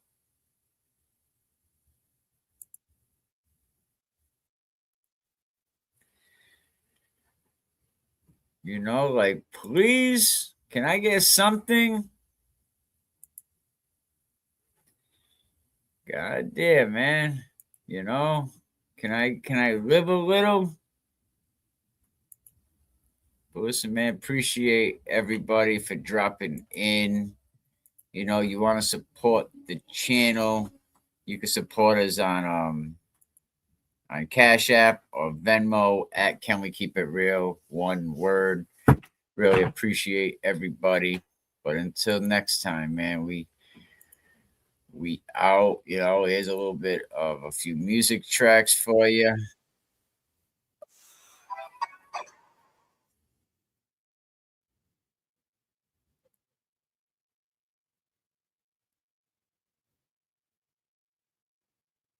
Crown, stepping to the scene, enter Aiden Kearney, aka Turtle Boy, thoughts kinda dirty, rolling deep with misfits, you know, like Will the Glera, claims he's tough, but that ain't a real player, beating on his kid, man, that's a red alert, no cap, no lie, dude, you need to revert. Let's talk about the truth, let's keep it real, Clara's got a history that's hard to conceal, Turtle Boy trolls with that fake account vibe, this is a community we gotta unite.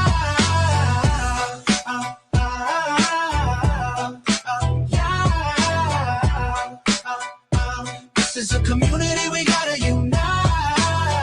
Then there's Jimmy, aka Aunt Deb on the scene, instigating trouble, thinking he's a mean machine, dividing us up. Man, it's never gonna win. Can't keep the peace when you're all about sin. Jessica Machado throwing threats like confetti, kicking folks out. Yo, you ain't ready. Let's talk about the truth. Let's keep it real. Clara's got a history that's hard to conceal. Turtle Boy trolls with that fake account vibe. This is a community we gotta unite.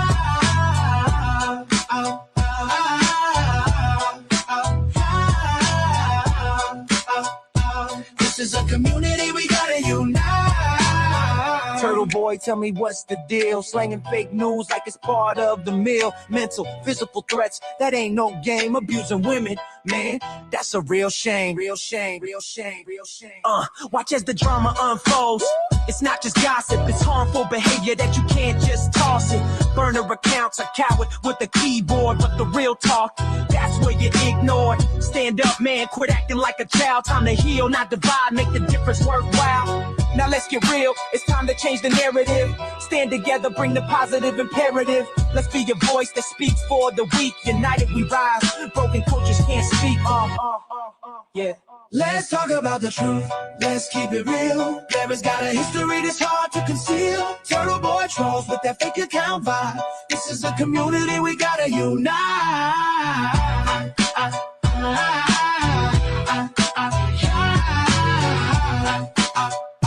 This is a community we gotta unite.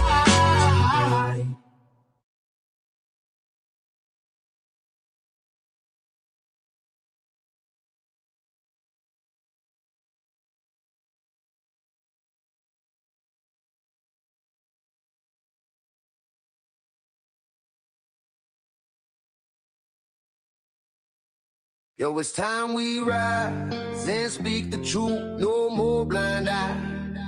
We ain't shaming, we're claiming all the pain bottled inside. Yeah.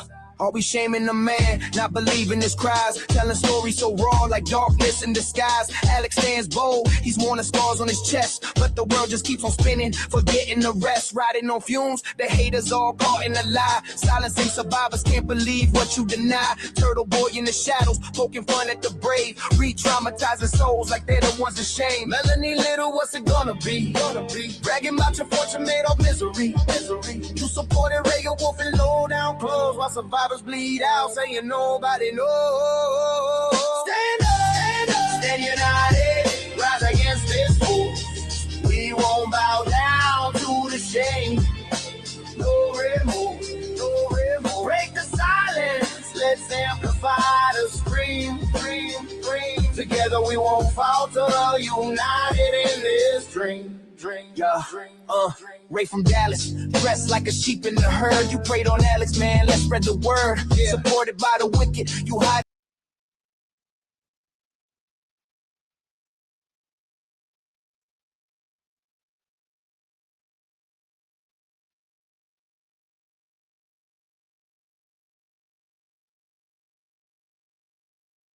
Power. These abuses won't hide in the dark hour. United we stand to strengthen the crowd, calling out the predators. We're yelling it loud. Stand up, stand united. Rise against this force. You know what? Actually, I didn't go over I wanted to actually go over. That's one thing I totally forgot about the text messages themselves. You know, about the exchange, what does the exchange actually show? You know, this one will be broken down and we'll probably split up the segment, but you know, this would be part 2. I was going to do this one a little bit later, but I figured while I already read the text messages, so you know, maybe we could talk about what the text messages actually show. What's Kelsey talking about? You know, what's Kelsey talking about? And what's Justin talking about? You know, two people having two completely different conversations. So before I end this, yeah, I figured I'd just talk about what's Justin. A lot of people are thumbs down for Justin. Are you thumbs down for Justin? You know, let me know in the chat. You know, Justin does not seem like a very mature person. I mean, Kelsey has her problems. Also, whether she wanted him there to play house or not doesn't matter. That dude was playing games, period. And she couldn't get past whatever relationship they did have to leave him alone. Now, we also heard earlier from Masshole Media about her former boyfriend. You know, about the former boyfriend, you know, what he had to say. And two people having two different conversations, right? What's Kelsey talking about, right? What I get out of it. Not saying that Kelsey is bad, not saying Justin's bad, but what I get out of it was Kelsey was talking about family. Even though was it selfish or not, did she use the baby as a pawn or what? But family, stability, she's talking about the home, parenting as a team. She's talking about she's feeling abandoned. And what is Justin talking about? Right? Justin's talking about what? Physical conflict, right? I need distance. I got to get away from you. You know, you are not an emotional, safe person for me to be around. Justin's talking about boundaries. Justin's talking about reacting to past events. He's talking as a scared little boy. He's not talking as a responsible man. So they are not responding in the same emotional reality. They're speaking from two different places, from two different wounds. You know, Kelsey's message, I think, it shows fear of losing the family. She don't want to lose the family. She don't want to give that up for anything. And what is her language? It's urgent. It's emotional, right? It was focused on we got to be together regardless. It's focused on the kid. It's focused on the home, whether it's selfish or not.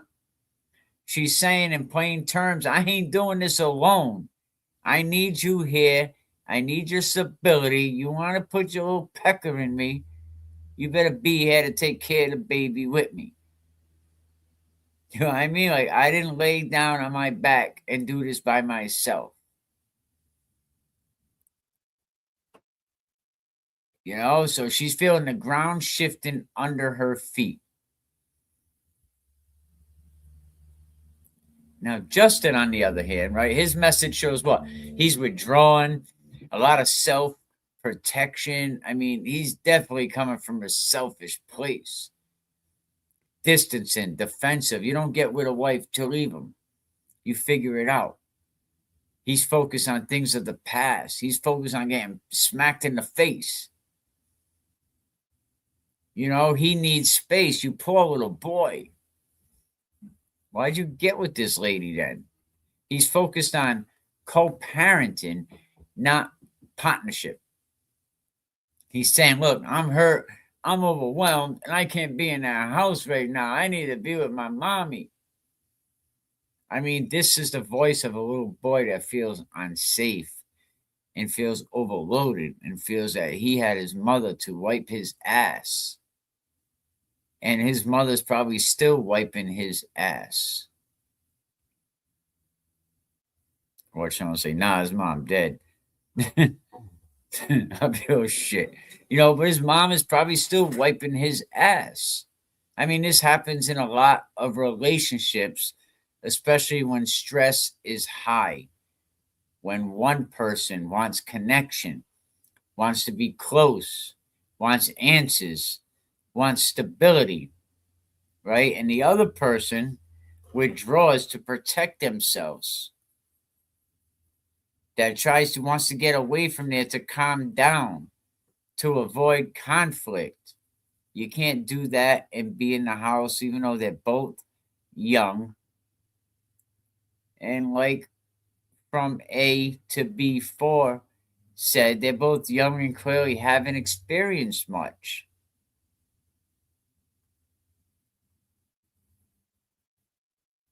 And a lot of us been there as young adults. They don't want to let go. It's to work. I mean, it's hard to say, you know, this should have ended long before there was a baby made. You know what I mean? Neither is right or wrong, right? Depending on where you're coming from. They're just reacting from different emotional instincts. But what I can say is Justin is just being immature. And Kelsey is very, very, you know, set on, no, we're going to have a family. This, I don't care what you say. You know, Kelsey speaking from, you know, fear, excuse me, abandonment. You know, wanting unity. Justin don't care about that. Justin's like, he's hurt, you know, bad conflict, self-protection. I want distance, Kelsey. You done fucked me up.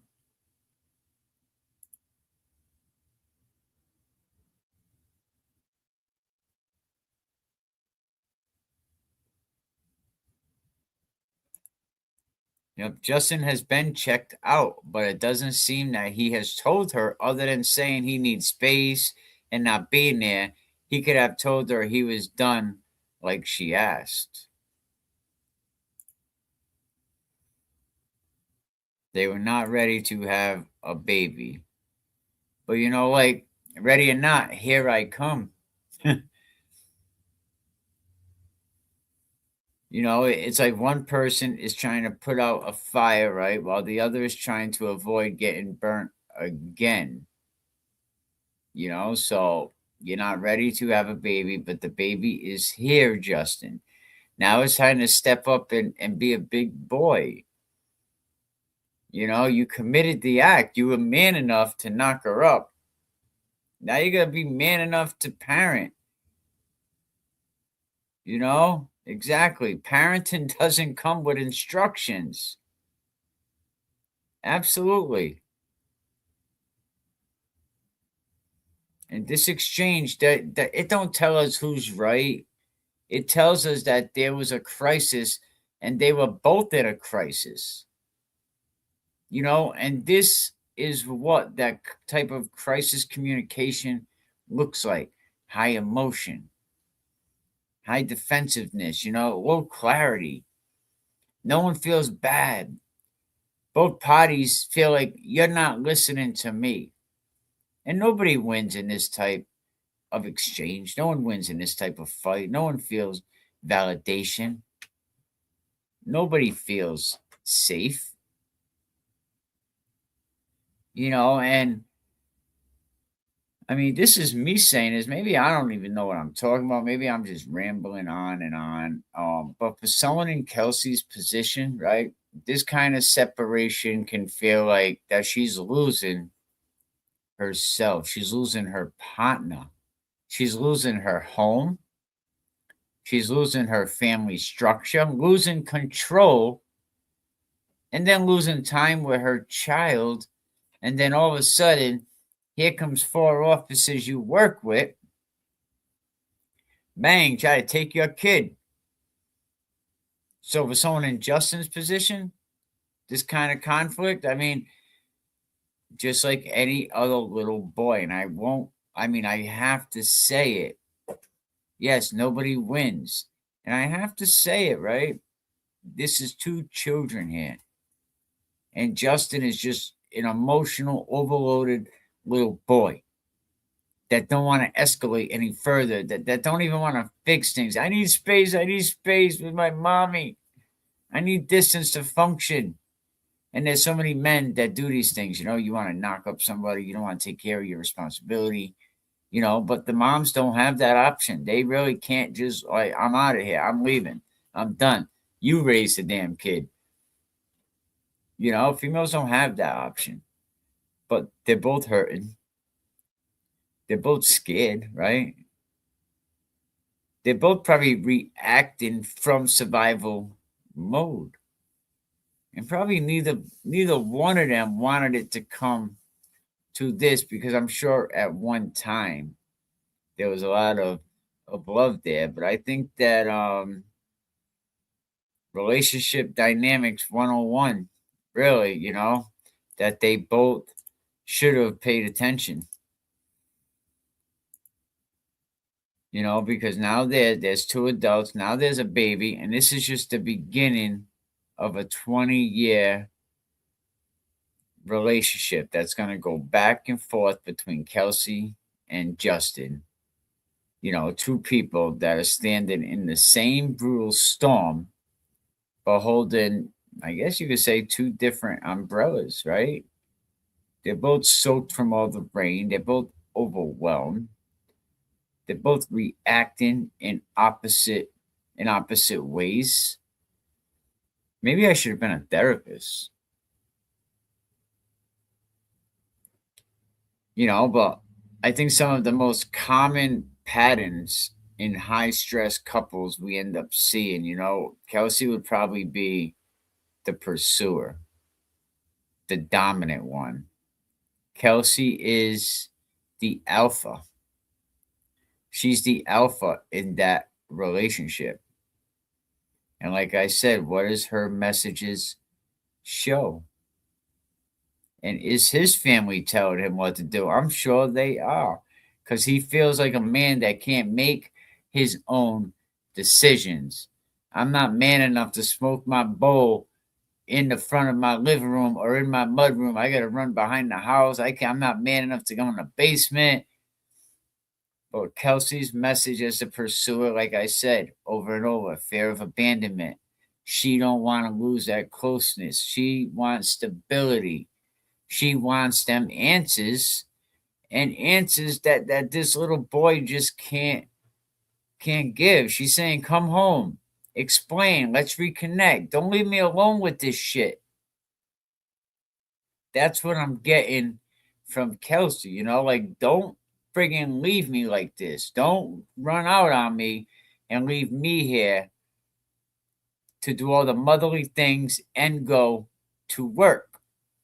And don't let your mother call the shots. And Justin is withdrawing. He's trying to back away. He's like, oh shit, I don't know what to do, Ma. I don't know what to do. He's leaning on his family. He's overwhelmed. He's shutting down like an emotional little bitch. I'm sorry, respectfully. Can you call someone a bitch and say respectfully? Like, respectfully, yo, little bitch. I don't know. But respectfully, Justin, you a bitch. You know what I mean? You needed safety. You're a fucking fireman. You know, when there's a fire, you're supposed to run into the smoke.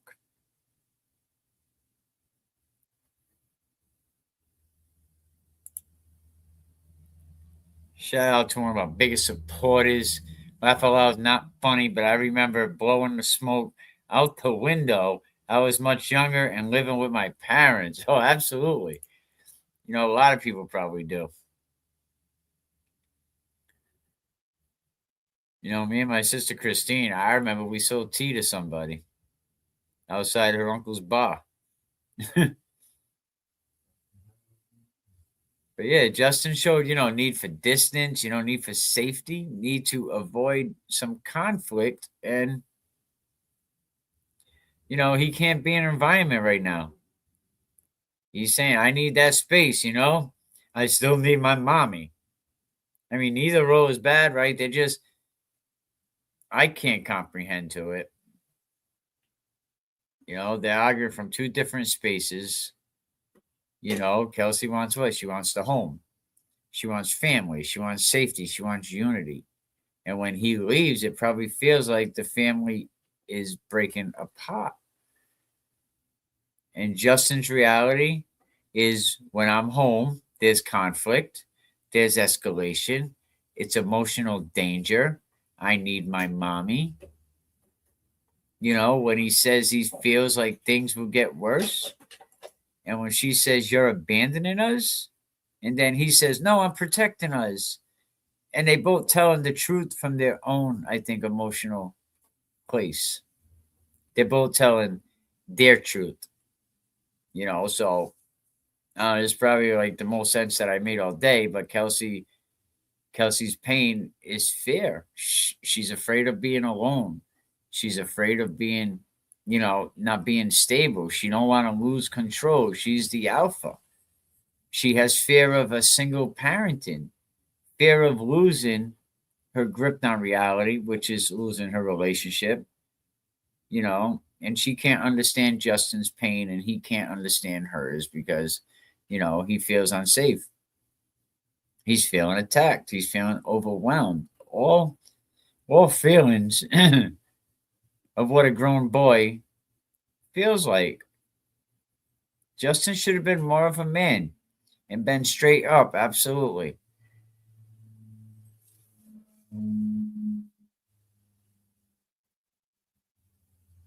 Can't take you gotta take your piece to court. Oh God. I was gonna take my gun with me. That's crazy. But when people speak from pain, they don't hear each other. I think they hear their own fears just echoing back and forth. Kelsey wants to feel safe. Justin wants distance to feel safe. Kelsey wants to feel together to feel safe. They both want to feel safe, but they have to travel different roads to get there. So the more she reaches, the more he pulls away. The more he retreats, the more she reaches, right? This is how couples get stuck in that loop that feels impossible to escape.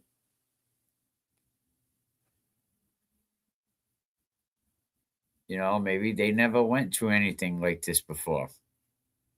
Kelsey's message is referencing, abandoned in the present time. This means he's living in the memory of what happened. She's living in the fear of what happened. Two different times, two different emotional clocks for both of these kids. And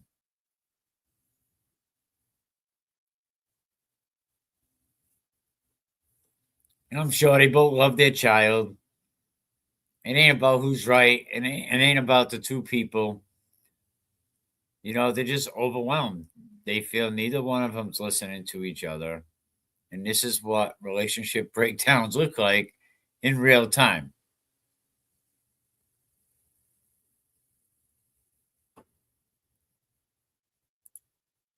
Anyone can donate sperm, but it takes a man to be a father. It has to be for the well-being of the child. Absolutely. But yeah, so, I just wanted to come back and break this down from two people. I didn't want to just leave it with just reading the text messages. Two different people coming from different corners of basically the same ocean, right? But speaking of that, if you want to look out for the podcast, I really appreciate it. You could use Venmo or Cash App at Can We Keep It Real, one word. Really appreciate it. And yeah, so we out of here now. Thank you all. Peace. We won't bow down to the shame. No remorse, no remorse. Break the silence, let's amplify the scream. Together we won't falter, united in this dream. So let's gather the truth, hold tight to the flame. No more shame on survivors, we're rewriting the game. If you stand with Alex, man, let your voice rise against Turtle Boy and the lies. Let's shatter the skies. We rise up, rise up, rise up, rise up. United, we're ready to fight, Yeah, the end of the silence. In the long night. Stand up, stand united.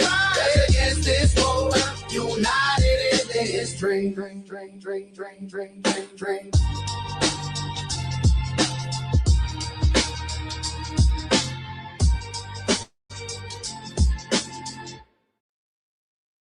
Yeah. You know the story. It's heavy in the air. When a father turns to shadows, how could you even dare? Yo, Will Henry, you a sucker. Let's break it down.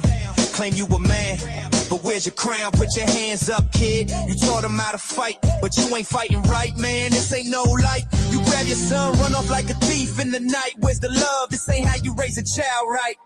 Kicking your son out like he's just a game piece. How you claim to be a dad, forgetting his release. Will Henry, you a sucker. Can't you see the glare? Claiming blackmail in the myth. You think no one cares? Special needs child, you're running from the truth. But every word you spit just reveals your own you. Admitting the violence, it's hard for me to trust. Fighting your kid, nah, that's just unjust. 6'2", but he's still your son at the core. Raising fists over lessons, that ain't what you for. Talk about forgiveness, but you let ego reign. Dragging things out like a puppet on a chain. You think you're tough, man, but underneath is weak. Claiming power with fists when it should be love you seek. Allegations swirling, made public and raw. Yet you try to justify and glaze over the flaw. Just look in the mirror, see the man you become. A name in the charts, but what's under that drum? Will Henry, you a sucker, got all eyes on you. Blackmail and violence, is that the best you can do? Special needs child, you claim it's all fine, but the truth in the lineup is living in every line. Will Henry, you a sucker, got all eyes on you. Blackmail and violence, is that the best you can do? Special needs child, you claim it's all fine, but the truth in the lineup is living in every line. Look, I'm not built to watch a man tear down his own. You need to change direction before the seed you sown. A name ain't a warrior. It's the truth that empowers. So rise up, Will, and stop hiding in the towers.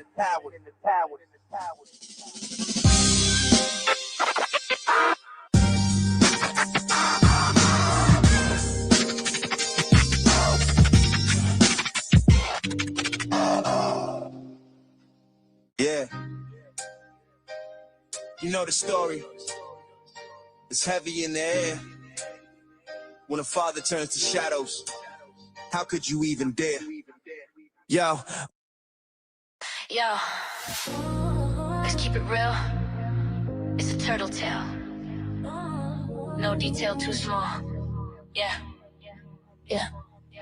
Yeah, you thought it was cool playing those sides, right? Recording Karen, yeah, you lied and denied, man, what a sight. Double down on the mess like it's all a game. Talking big, selling our world, but don't it feel lame? Jokes about her parents thought it'd make you tough, but she lost her home, that struggle is rough. You asked her to rock it with you, to hit the stage, but she turned it down, see who's stuck in the cage. Turtle, where's the hustle, where's the grind? Living on the couch, man, that's no way to unwind. Your case came along, put you on a path. While Karen stays real, you just do the math. Free Karen, we ain't stopping now. Shout out JFK, Heavy kept holding it down. Jay Brill with the beast, yeah, we spitting facts. Turtle's just a mirror showing all your tracks. About Karen? How many clever ways can you call someone to see you next Tuesday? Yeah, we spitting facts. Turtle's just a mirror showing all your tracks. Karen ain't never treated you with hate or spite. Never shared your secrets, never dimmed your light. But you took them shots, throwing dirt in the game, putting her on blast like it's all just for fame. And let's talk about the couch, man. That's where you lay until the truth hit. Then you found your own way. She didn't mock you, nah. She was family, no lie. But you breaking that bond, bro, that's goodbye.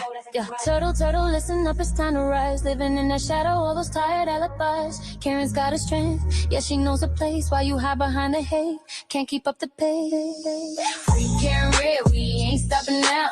Shout out JFK, Kevy kept holding it down. Jay Brill with the beast, yeah, we spitting facts. Turtle's just a mirror showing all your tracks. Free Karen Red, we ain't stopping now. Shout out JFK, Kevy kept holding it down. Jay Brill with the beast, yeah, we spitting facts. Turtle's just a mirror showing all your tracks. Keep it real podcast, that's what we speak, no lies. Supporting real people, see through all the guys. Karen's got a story and we're here to tell. It's more than just a game, it's been on your track, yeah. Keep it real podcast, that's where we speak. I'm offended by that, but guess what? If you were offended by that, I fucking hate you anyway, and I don't want you watching my show. I don't care. You're not my kind of person. I don't like you. You're not fun, right? I don't want you over here. And normally, if I wasn't drama-free, I'd really go off on you. But I'll just leave it at that. Like, I don't like you. And we weren't meant for each other. If you don't think that's funny, right? If you can't have a little joke with that, right? You're not my kind of people, okay? You're not my kind of people. You know who can take that joke? Karen Reed can, because she's a tough mofo.